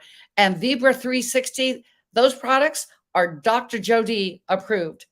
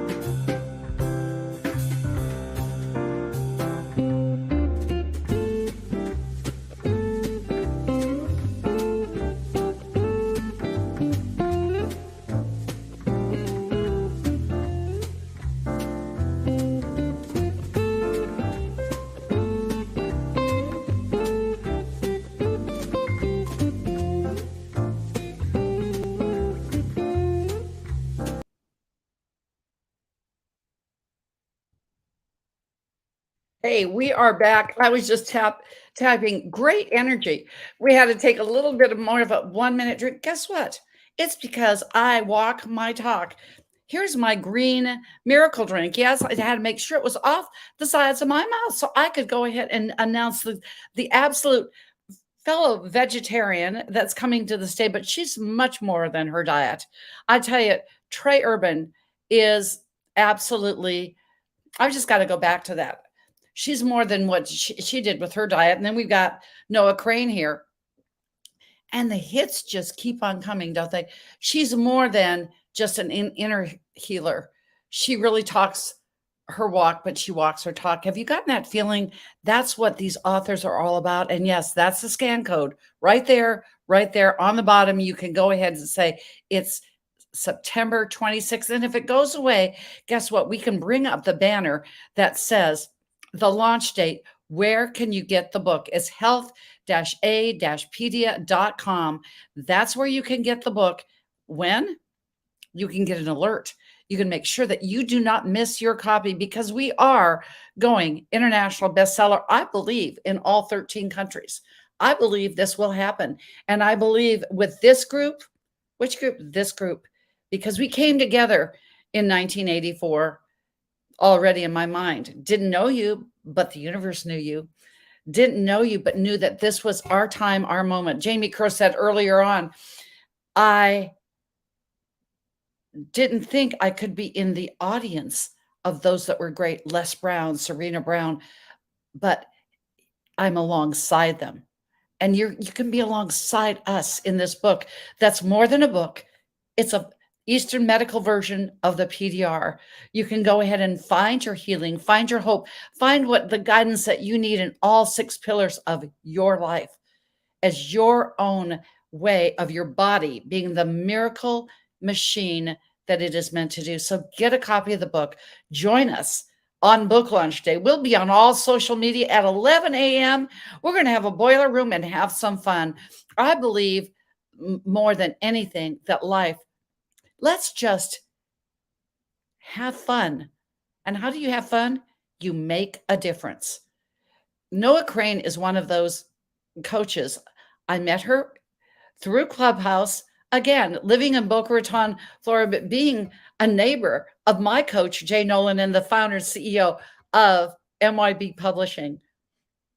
Met Noah, and there was just a calm. There was a presence about her that I said, this woman is going to be in my life. Boy, was I right. I mentioned earlier on that she did an amazing World Healing Tour, which is her company that she founded, the World Healing Tour. She's got a global vision. When I knew that we were doing Healthopedia, I said, there's going to be such synchronicity, Noah, with us, what we can do. Her World Healing Tour in January was at the Wyndham Hotel, where we're going to be in February 22nd, back there. I saw how the farmer's table brought this amazing plate of food, how it just fell into what we were doing. It made total sense to go ahead and do the Noah Crane model. And so we're bringing that to Healthopedia on the 22nd. It's really amazing when you can have a tribe where you can feel like you're each with your own skill set and mindset, that you can bring that interconnectivity. Are you feeling it out there? You will feel it with Noah. You'll feel it with her World Healing Tour. You can feel it with our movement here. Her movement is called the 3G Effect. This is what she writes out about in our chapter in Healthopedia. And it was with great pleasure and great honor that I bring Noah Crane to the stage. I tell you what, go ahead. Now we can say, unmute your mic, Noah, and it actually works.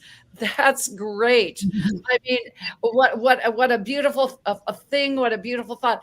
I thought it was pretty cool that here when we were talking with Trey and Melanie popped up on screens, because guess what we do with health and healings? We help each other, don't we? It's about helping each other.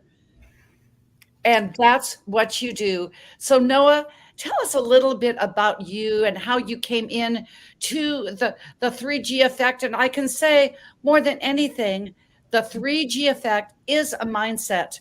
I want you to take the next 10 or so minutes, just tell people about you and this movement that you have. So really, Noah, the next 15 minutes is yours. Thank you so much, Dr. Jody. So excited to be here with you. Such an exciting time, the launch of Healthopedia. My name is Noah Crane. I'm an author, a speaker, and also the founder of the 3G Effect Mindset. So grateful to be here with you today. We all need really great empowering tools to live our best life. And I feel like Healthopedia brings you those tools to live your most empowered life.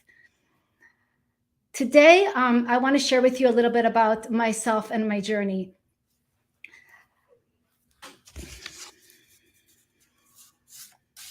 So throughout the summit today, one thing kept ringing in my ear loud and clear. Healing starts with you, healing yourself. Let me put it another way. Healing, real healing, starts with your mindset, starts with you. But I have to admit, it wasn't always this way for me. I was that girl who sat in the back, the one who didn't use her voice, the one that had hopes and dreams to make things better, fix problems, change this world, but I didn't know how to do it. I kept telling to myself, you know what, let somebody else do it. I decided to take a back seat. But something inside my heart said, no. I heard that voice in my head, in my heart, in my soul, in my spirit. I knew that I had to step forward and to be the woman that I meant to be. I needed now to open a new window, to create a new path towards my hopes and dreams. And by doing that, I realized that I can really start. When I started, so I decided for help from God. And that answer took a little while. It took me a while to hear from God. But when I did, his message came loud and clear. And I heard these three things from God. He said, you need to have a grateful heart. You need to ground yourself in love and compassion, and to know that you are guided by God. Again, to have a grateful heart, to ground in love and compassion, and be guided by God. I call that the 3G Effect mindset. When I started practicing the 3G Effect mindset, I was able to change my dreams to achievements and personal and business success. Let me break down these three elements to you that are completely free and accessible to all. Let's start with number one, a grateful heart.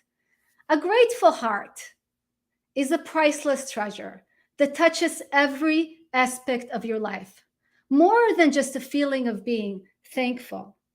A grateful heart will shape your perspective, influence your interactions, and enrich your overall well-being. Living in gratitude, having a grateful heart, you're focusing more on your gifts rather than focusing on your obstacles. And you're moving forward in your life. I want you to think a second of the word gratitude. Gratitude. It has a beautiful energy of flow and moving forward. When you are fighting, when you're resisting, when you're hitting walls, you are not being grateful. So having a grateful heart is critical in order to attract the things that you want into your life. I was standing outside the Wyndham Hotel, waiting for the valet guy to bring my car to me, when I hear a voice behind me, and it goes like this. It's a beautiful day. The sun is shining. The sky is blue. I am so happy to be above ground.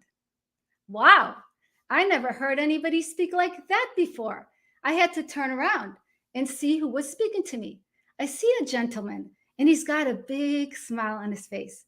And he's standing right behind us, all these people waiting for their car, just speaking out loud to himself. I had to tell him, you really touched my heart. I really needed to hear those words that you said to me and you said to all of us today. Thank you so much. You are such a beautiful, grateful person. He just looked at me and he had this big smile on his face. And just then, the valet guy came and handed me the keys. So I wanted to talk to him some more. I looked back, but he was gone. But his message stayed with me. As I got into the car and I started driving away, I couldn't get his words out of my head. And I was thinking to myself, if he can be that grateful, what's my excuse? What's our excuse? But what I didn't tell you is that he had a broom in his hand and he was sweeping the floors of the hotel. So what are you grateful for? Ask yourself right now. What are you grateful for in this moment? Maybe put your hands over your heart and just connect to what you're grateful for right now. The second element, being grounded in love and compassion. When you are grounded in love and compassion, everything in your life will look completely differently.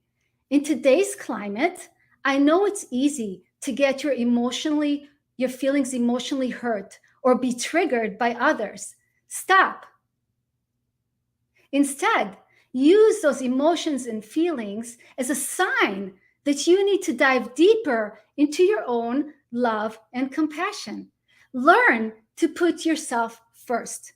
Realize that whatever you want wants you, and whatever you desires you. You need to grow strong roots in the world and strong foundation to believe in yourself. Go be strong and be unshakable. You're not going to grow through the easy. You're going to go through the challenges, through the obstacles, and through the lessons. I know that it's not easy to go through those feelings and emotions, but don't give up. Ask me how I know. It took me 20 years to write my book, The Grass is Greenest Where I Am. Every time my friends would be complaining or comparing themselves to someone else or competing with somebody else or not feeling good in their lives, I would look at them and I would say, but the grass is greenest where you are. The grass is greenest where you are. It would always bring a big smile to their face when they would realize that they really do have so many gifts and they don't need to compare or compete with anybody else. But I could not sit and write my book because I didn't love myself. I didn't believe in myself. I was always running away from myself. I had to do more of that inner work on myself. Once I was able to do that, to learn to love myself, to learn to accept myself, to believe in myself, to stop rejecting myself, to accept myself exactly as I was, that's only then was I able to sit down and write my book, The Grass is Greenest Where I Am, and share my message with the world. And then everything else followed from there. So it's so critical to do that self-work on yourself to be able to bring your message to the world. Once you find love and compassion for yourself, now it's time to share that love and compassion out in the world. And the way I do that is I send people every day heart emojis. I just put heart in the world. Now, we know that the world is round, right? And so energy moves in a round circle. So whatever you put out will come back to you. So it's so important to put out love and compassion if you want in your own life more love and compassion. So do it consciously every day. Wrap people with love. We all want more love and compassion. So we all need to learn to give it to each other. That's what it's all about. The third element, being guided by God. God, spirit, source, whatever you call your higher power is here to guide you. You just need to open your heart and soul to God. Instead of blaming people or comparing, open your heart to God. God is here to guide you. He's here to show you your path on this journey. God will also send people into your life in messages and messengers to give you a way to move forward in your life, to give you a message. The thing is we have to learn to be good listeners, right? When we have to be good listeners so we can hear God's voice, so we can hear God's messages. and not come from a place of desperation, right? Every time we're desperate or we are impatient and we want to do things immediately, we're not really in touch with ourselves and in touch with our higher power. So learning to be in that space when we're in touch with our higher power is so important to our own success. For me, in my own personal life, when I was ready to find my soulmate and get married, I asked God for help. I was working at the time at the hair salon. I was actually shampooing a woman's hair. And she shared with me when I was shampooing her hair that she's been married to her soulmate for 35 years. And she said to me, Noah, find a man who adores you. If he adores you now, he'll adore you 35 years from now. Now, at the time, I was single and I had men who loved me, but I didn't know what adore meant. Adore seemed so much deeper than just somebody who loves me. When I met my husband, I understood what adore meant. We've been married now for 27 years, and we have 3 beautiful children together. And I really believe that because I was able to listen to a complete stranger who came into my life and just shared a message with me, I completely changed my life and what I was looking for in my life.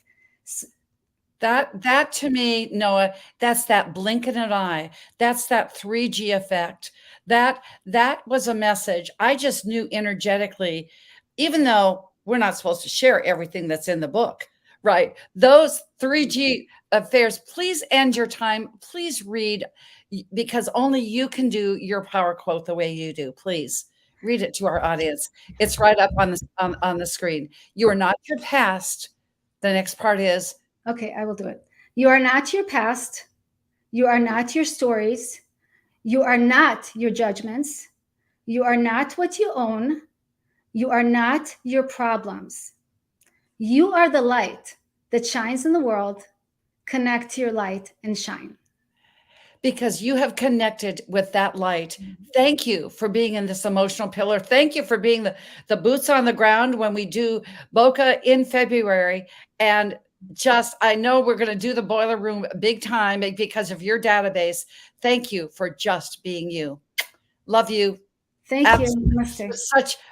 With such my, as Dr. Jim has told me, it's only half your heart because we have to keep the other half for ourselves. Much love, Noah. Thank you. And the hits just keep coming. The 3G effect, going ahead, and for you single women out there, guess what? Just remember to find the one who adores you. Speaking of which, Dr. Peggy Woods, our next speaker, that kind of just sums it up. I adore her. I just adore her. What we have done with her, being with her right now publishing and being a part of our book here, being at the editing portion. Dr. Peggy and I met on Manny Lopez Network of Influence. I'm going, at this point, I wasn't thinking about Healthopedia yet, but I'm thinking, I believe we're going to do something together. And boy, we did. Dr. Peggy Woods, CEO, founder of Right Now Publishing. She also has her PhD in, I'm going to say, is it divinity? Is it ministerial? Is it social work? I say it's just in life. Dr. Peggy, welcome to our vision, mission to fruition. Thanks to you. Here we are. Thank you so much. Oh, where did you go? You know, sometimes we love to you were just going, thanks so, and it came back. So you're going to say, yes, thank you so much for being here. And thank you for everything that you did for every single author, what you did, and how we have worked together as such a labor of love. Thank you so much for having me as part of this fabulous group, as well as this venture and this journey. Dr. Jody, I really appreciate all that we've done together. And man, it's not over yet. So it's not over. It's not over. So I know when we were doing this and you were going to be editing, I've just got to let people into a little of the backstory. Peggy calls me up. Now she's another one on the left coast. So I get this call at 7:30 in the morning. I said, no, wait a minute. But Dr. Peggy gets up real early to have her self-care and prayer time. She does and walks her talk as well in her personal spiritual life for real. I don't think I've ever had a call from somebody in the left coast in California at 4:30 in the morning. She said, well, I just got moved that, I could be in this book too, because I'm a health coach. And I said, you can be in this book just because you're Peggy. So I would just love for you, as the person that you are, to take the next 10 minutes and just share with us. Next 10 to 12 minutes, the stage is yours. Just give your story. But remember, they got to buy the book. They got to come on the 26th. But this is your story, from pain to purpose. It's so fitting with a ministerial woman that you are, that you would be in the spiritual pillar. Yes. The next 12 minutes is yours. Thank you so much. I do appreciate all of that you're doing, Dr. Jody. And I just was asked to be a part of the book in the sense of writing and editing in the book. However, I was so inspired by the energy and by the people that were in it, by the stories that I can't tell you that are in the book, but I was so inspired by those stories that I just said, I want to be a part. And I decided that I would write From Pain to Purpose. As the deer pants for water, so my soul pants for you, oh God. Where are you? The deer is running through the wilderness looking for water. He can't find water. If he does not find water, he or she will surely die. And I know people have been through struggles in their lives, and they have felt like, I need a refreshing. I'm in the desert. I am thirsty. I gotta have some relief. And I too have felt that way. And I remember it like it was yesterday. It was in the early 2000s, and I was married, had been married for over 20 years, but most of the time it was abusive. I lost my voice. I lost my dignity. I felt like a captive in my own home.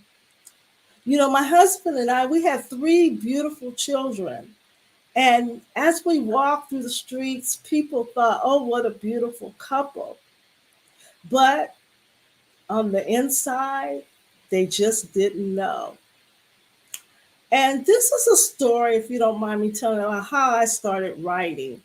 This was way long time ago, and I decided to write him a letter just to express to him how I was feeling. Well, he ignored it. He tossed it to the side. He never said anything about it. I don't even know if he read the letter. But for me, it was therapy. I ran home to my computer. I ran to my computer every day to write poetry. And it was a healing for my soul.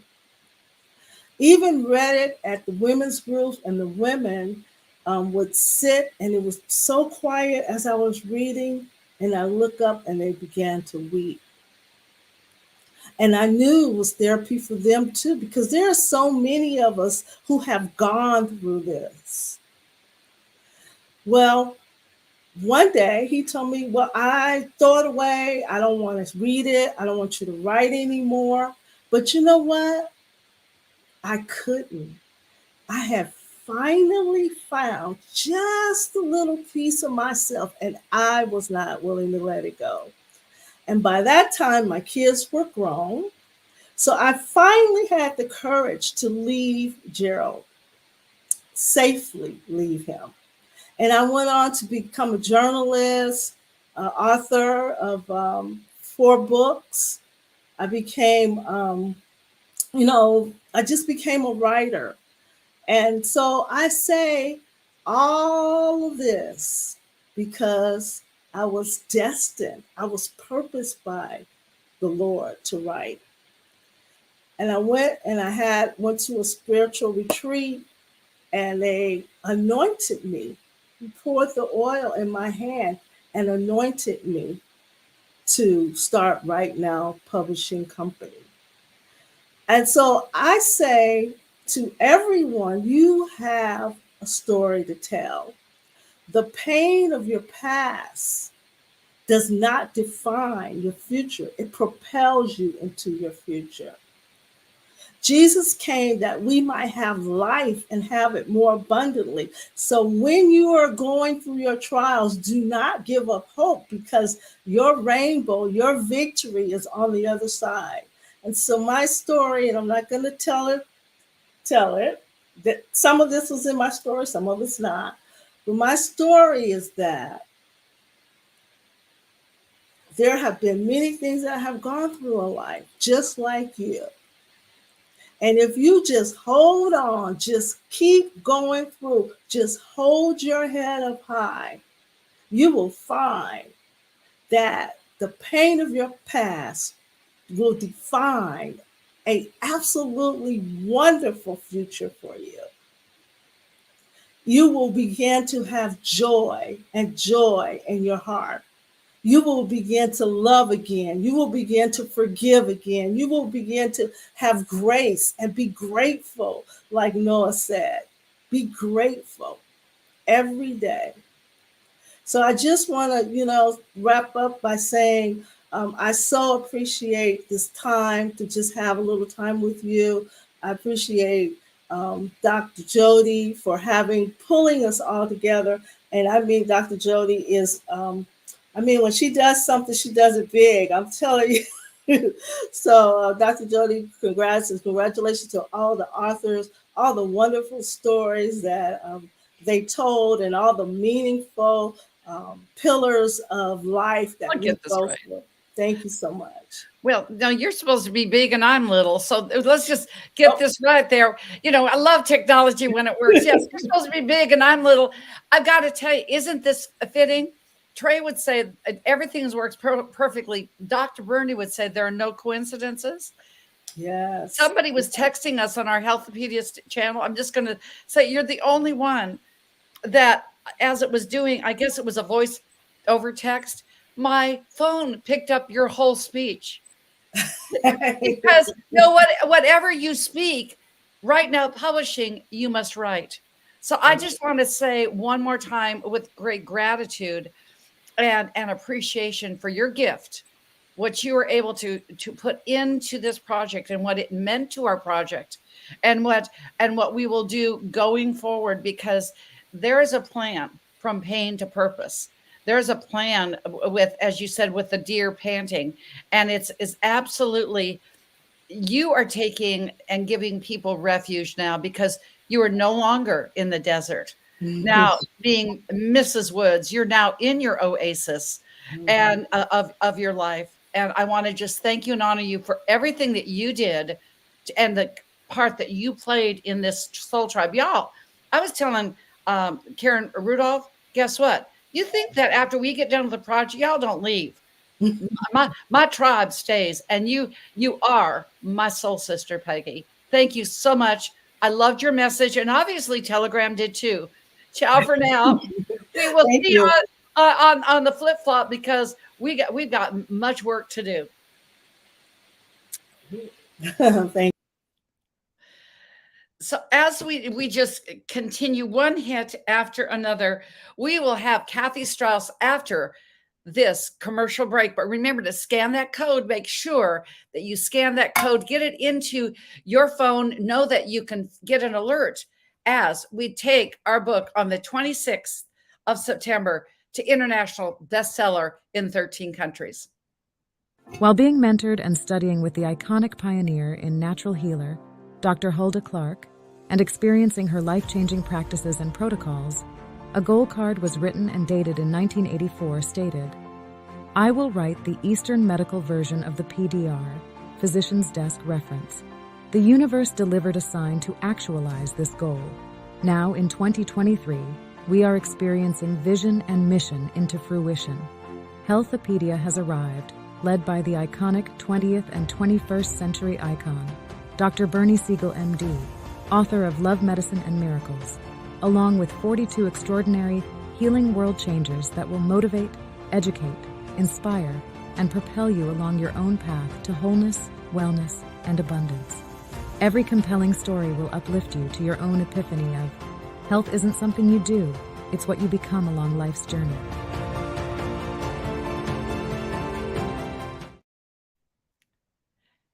And I think that you're believing, and I know that you know why.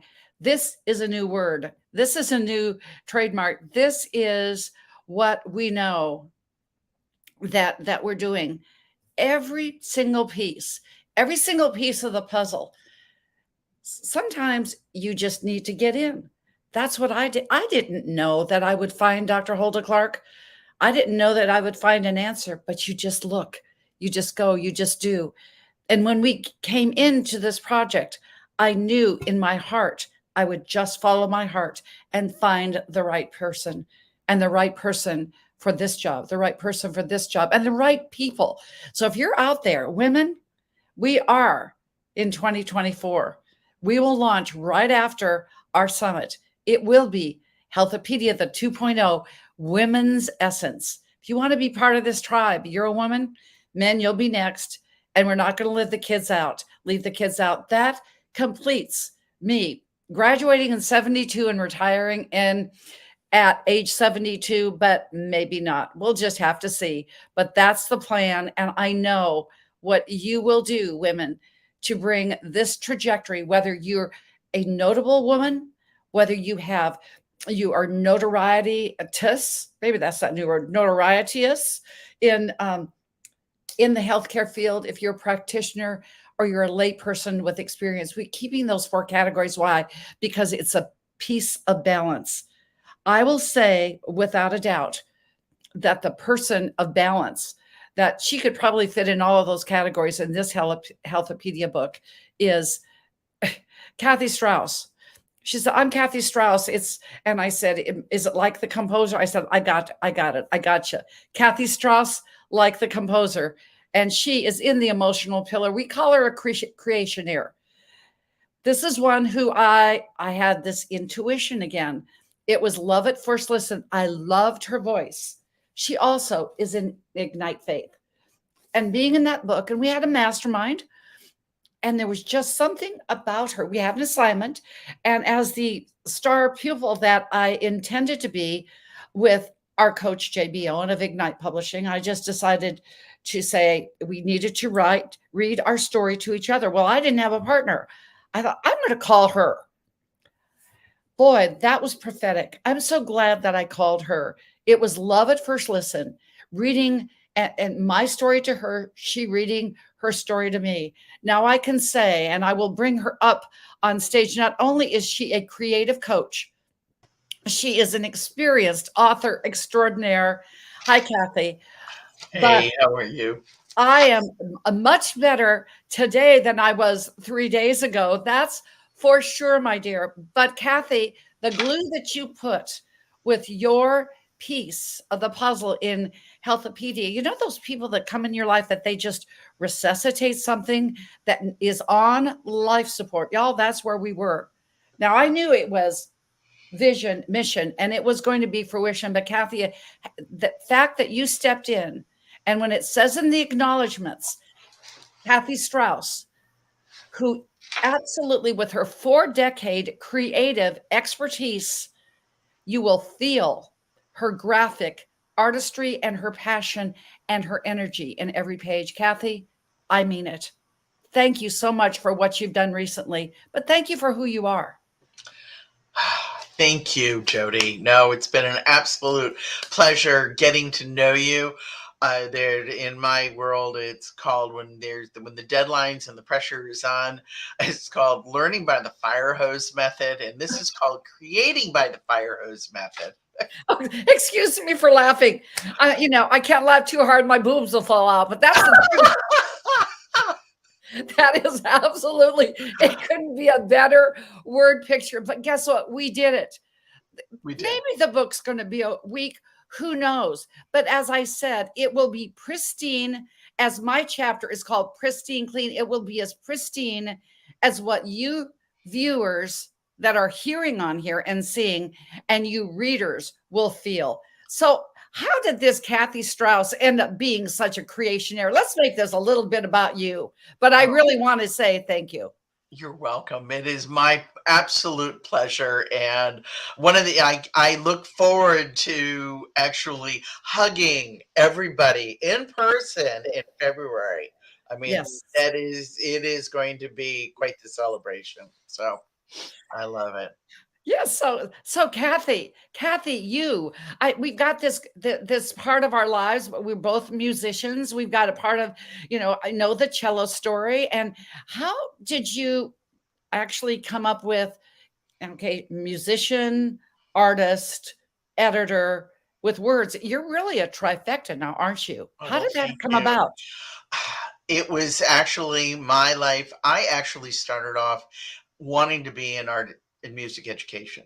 That was where the music came in. So the cello and the piano, music theory was like a brick wall to me. So that kind of went by the wayside. I am stuck with the fine art and art, always wanting to teach, etc. Ended up being, thank you, Mom and Dad. They said, why don't you go into graphic design? And that's what I did, is that I majored in advertising, marketing, and did all of the branding that you would see. So I was in a large international development organization, the World Bank, as well as USAID. So I worked in the States, but also internationally. And I'll call it cut my teeth on publications. So I was a publications designer and coordinator, which is where I learned the editing styles and designing books and working under very tight deadlines, and where I also, my love of photography, and the love of photography has always been there. And ended up, I would be selecting photos to go into books, so I would know what to do in order to tell stories. So it's like you could see the layers. So it goes from the graphic design, the music has always been there. Music is always playing in the house. So it would be the graphic design, and then I would go to the publications, and then starting a business with my late husband, and it just built on and on and on, and with the photography. But there was a burnout, and publications is very left-brained, and I've seen that the last 4 days. That was enough for me, being a right-brainer. I just had to say that. So you've now learned where it's like, where I am, somebody had asked me, they said, you're so tight with your designs. And I'm going, I'm sorry, I'm just the anal compulsive graphic designer. That is my nature. I am a perfectionist. I want things to look good. And that's what it came in. But I'm so glad I got a chance to work with Jamie's son, Cole, on the cover and help art direct, because that's what I was. I was an art director, and besides doing all of that stuff. So now I breathed life into Healthopedia, and it looks like a publication that everybody can be proud of. And truly, Kathy, think about this. When I said to Hulda Clark, I could be your voice to take your message long after. What we are doing at our age, and I have been for 4 decades. Who knew that she would burn this fiery cauldron? It would go from passion to fiery cauldron. But then what you're doing and what you did, I watched it. I saw it because it was on my Zoom link that y'all were on there for 4.5 hours. Not once, multiple times. But you were able then to give your expertise on to the next generation. With Cole Matheson, Jamie Matheson's son, was so receptive to, and you are passing your wisdom on to the next generation. How did that feel? It feels really good, because that's the teacher in me. I love being able to inspire others. And that's where the creativity comes in. And if I can't inspire the younger generation to do good, do better, and think outside the box, oh my God, I haven't left a legacy if I haven't done that. I'll toss it out. I watch my daughter, who is also an artist, and she just never really wanted to follow. She wanted to do the acting and the dancing and all of that stuff, but she really never wanted to follow the painting. She's quite the portrait artist. And I'm like, oh my God, it's like, Stephanie, if you don't continue to do this, and she's going, Mom, she's going, you're right. She's going, I just lose myself in that creative right brain activity of creating. It's just simple act of creating, whether you are painting, whether you are meditating, whether you are walking outside in nature, going and sitting and listening to the ocean waves. This is all right-brained activities. And art is just that. It is just creativity. If you take creative thinking or creative activity and imagination and you put it together and bring it through your heart, that's where I came up with a creationeer. It is just creating with a heart. Creating. Okay, that was a drive-by. Say it again. So you creativity, yes, imagination, yes, bring it through the heart. You become a creationeer. You are a creationeer in action. Absolutely. And I mean, so going back to this, because truly music is a creation of vibration. You create music, and then you went into publication. Okay. And we know, no, we're not, probably if you would have known Health Coach Jody, I could have helped you with meditation. You would have still been there, but it's okay. But then you evolved kind of like a serial creationeer. I'm going to call you a serial creationeer, because then fine art, you know, living in Myrtle Beach. If any of you are in South Carolina, you can get your photos made. Of course, she travels. So a great photographer, amazing photographer, had her touch in our photos as well. Then you come in and do this other piece of fine art. I mean, truly, I have a question for you. It's amazing. Okay, how did you find your real strength, the real true Kathy Strauss's 2 S's, your strength in creation? I will tell you, give credit to my late husband, GC. He was the most amazing fine artist, and he was just like, just follow your passion of creating, and whether it is with your camera or with a paintbrush, or, you know, if I didn't have the green screen on right now, you'd see me sitting here in my studio, or I'd bring up one of my wonderful photos and stuff. It's creating is, it makes me feel good. I get jazzed by it. And if I want to encourage everybody to do it. It was when GC got sick about 15 years ago that I really and there was the story in Ignite Your Faith that I tapped into, or re-tapped in to my fine art again, and the teaching and the basic creativity. And that's what got me through everything. And it's like, it's my playtime. It's also my strength. I realized that as I was following the breadcrumbs of creativity, I was becoming stronger and stronger. It was also encouraging me to think outside the box. And I'll give you a little tidbit or a little taster of what I'm in the process of writing my solo book with Lady JB with Ignite Publishing right now. And life is like a kaleidoscope. So I am using the kaleidoscope metaphor along with the design principles of contrast and harmony and balance and repetition, and with the statement of can you be prepared to harness really radical energy? And it's all of these design principles that have allowed me to recreate my life after his passing. Oh. And the fact that you found such strength in creating a story for about him in faith, and then and the way that you weaved in that honor in creating the art of your strength. And I love this this piece. And I'm just trying to think of our journey here when because you really have breathed life into all of us in creating this strength. You really breathed life into all of us. You really have. Thank you. And you came along at that moment in time and said, what we have is a soul tribe.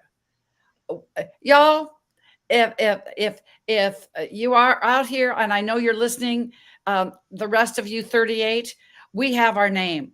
And the next book will have a different name that you have coined that name, Creationaire. What was happening when that was occurring? I'd really like to kind of have a little backstory. Actually, very honestly, it was an old friend from college. We hadn't seen each other in 48 years. We saw each other for the very first time about 2 months ago. Actually, they're coming in tomorrow to help me with photograph a wedding, and then to also help me celebrate my ribbon cutting on Monday. If you were in the Myrtle Beach area or in South Carolina area, I'm having a ribbon cutting celebrating being in business since 1999. And I know I'm not supposed to be doing this, but I was just voted best photographer in Myrtle Beach. And yes, guess what? I got a secret for you. You can say that because if you've done it, you can say it. Yes. People need to know where we can find you. Another reward, another feather in my cap. Yes, yes. Best photographer and best soul for person. So that's where Soul Tribe came. And I know it's just you, but I got to come back to this, Kathy. There would have been a lot of people that said, well, I'm just too busy. I'm this, I'm that. And you said, no, this book, this publication, and I said, why did you do this? And I remember what you said. It brought a tear to my eye. You said, because I'm in it. Mm-hmm. No, it has a piece of me, and it's very interesting that a lot of the writing is, when you're saying life is about creating yourself, and the writing started while I was doing the caregiving mode. It was very important to me. It was journaling. It was getting the story out there, and it was getting everything that was in my head out onto a piece of paper. And never in a million years did I think that I would ever be doing this with the writing. I always thought I was going to just be the photographer or the painter or the teacher and all of that other stuff, but not this with the writing. But it is so important to do all of this stuff. So writing is also creative. Writing is also a right-brained activity. So I am just, well-rounded. So photography, fine art, words, inspiration. It's the trifecta. Thank you. This is your Bernie quote. I have two for you, by the way. Okay. Because Bernie said, his Bernie bit was, life is a labor pain related to the birthing of your unique self. Ooh, like that. Like that? Life is a labor pain relating to the birthing of your unique self. You certainly helped our book birth to its unique self. And certainly I just know that your uniqueness, when I said it will be felt on every single page when you turn that. I want everybody who's reading the physical book, that saying that somebody said, you'll just say, Kathy has been here. Kathy has been here. Kathy has been here. What was that saying a while back ago? What did that was a saying. So somebody has been there. They were leaving their footprints all over. This is like, millennials wouldn't know what I'm talking about, but I will just let them. It's okay. I was just in a show called Kilgore Was Here. So it's the same. it's the same deal. And I guess my other one that I had just highlighted said, when you devote yourself to helping others, you will be amazed at the coincidences. Absolutely. That is just so true. Absolutely. So in putting this all together, we could talk long, as we would say, long time. Very long. Long time, and we will. Yes, we all decided that we may be taking a spa weekend here before the Boca. But why are you excited about our live event? Why are you excited about going forward? And then I'll say I would love to have a last piece of just your wisdom. Why am I excited? Getting to be in the same physical space with everybody. The virtual is great, but I can't touch you. I can't touch, be there. But to experience everything live with everybody is going to take this to the next level. And those of us that are in energy work or follow energy work, do any of this stuff, being in that physical space, that is what's going to really, truly bring Healthopedia alive. Yes. I mean, that's what is the most exciting part of all of this stuff. And I'm just jazzed about being able to share. Not only, now people know that I've got this expertise of publications, which I thought for a long time I had left behind in the wayside.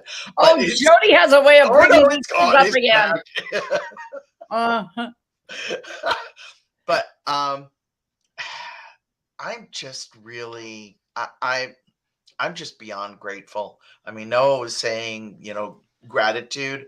I mean, that is my entire life. I live by it. So let's live it, be it, do it. So that is a perfect way for me to say, with deepest gratitude, Kathy, thank you for all you have done for this project, for mentoring Cole as you did. And now he has a new thing for his resume, for going ahead and just doing what needed to be done when it had to be done, with passion, purpose, and a real plan. As yes, it does rhyme, as only a graphic artist creationeer can. That is you. That is you. Thank you for everything. And now, everybody, you're going to want to get the book, because on the 26th, we are live. We are launching. So you just can't get the free ebook. You've got to get the physical book that you can go ahead and turn and feel the pages where we said, Kathy has been here. And you have been here on StreamYard with us on live TV. The broadcast numbers are tremendous. Thank you, thank you, thank you. Have an awesome day. And yes, I can just say you did it. When you put it in my text, vision, mission, fruition, you said we did it. I said, for real? And now we can say, high five, for real. High five, that's it. Ciao for now. Bye. Oh, my goodness gracious. Let's put the scan code up here. This is where you can scan the code. You can get your free download on the 26th. You'll be looking for us on social media. I haven't said this much, so I want to take a minute to say on Thursday, I'm doing a social media Thursday with Tenji Collins of TMZ Media and Martin Pratt. We're going to be going around and around. We're starting in LinkedIn at 11 o'clock. You will find us on Instagram at 1. You will find us on Clubhouse in the XP Mentor Room at 3 p.m. And we're going to have this poignant title. It's going to be, So You Want to Write a Book? It's going to be amazing to get the insight. And you're going to hear a lot of the backstory. Then we go to Twitter at 5. Excuse me, I forgot YouTube at 4, Twitter at 5. And then I'll be back here on Traverse TV. I will be back here for Life's Milkshake Moment, just to give you a little bit of my milkshake moment for a 30-minute go around. And it's going to be a fantastic day. Speaking of fantastic, how fantastic has this been? And we're going to hear from both our sponsors who are authors. Yes, I reached down because it's Gravity Ball time. Gravity Ball by Mark Chavez, an innovative way to totally change the trajectory of your weight training, your fitness, everything, no matter what age you are, no matter what condition you're in. Let's take a look, take a listen to Gravity Ball.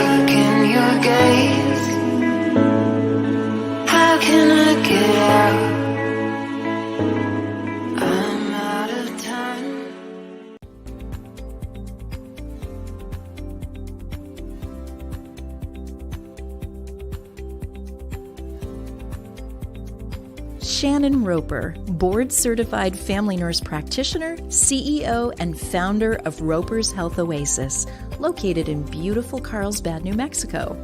Shannon took her vision of true holistic healthcare to promote wellness instead of illness and show you how you can live between office visits, as Dr. Bernie Siegel says. She has your best interest as a priority and incorporates the 6 pillars of health into each day. Join Shannon along with the other 39 authors as she elevates Healthopedia and creates a real health oasis for you and your life.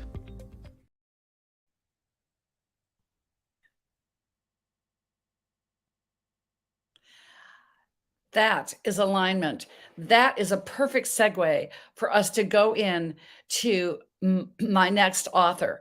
Someone who, now I think I have a third son. I have adopted him after we've gone on this journey. And yes, you're going to have those instant connections with this book. You're going to have those instant connections when you feel these authors, when you feel the feel and you feel the live.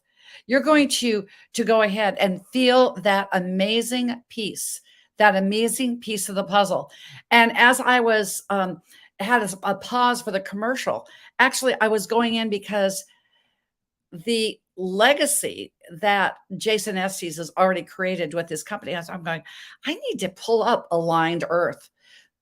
This is one of those instances you meet somebody, and as I said, when I met his partner at Money and You, he and Jeremy Hoffman, it was just this energetic, we were connected at first energy feel.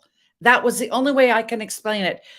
Trey Urban understands this. Karen Rudolph understands this. Many of you feel that connection that is so soulful.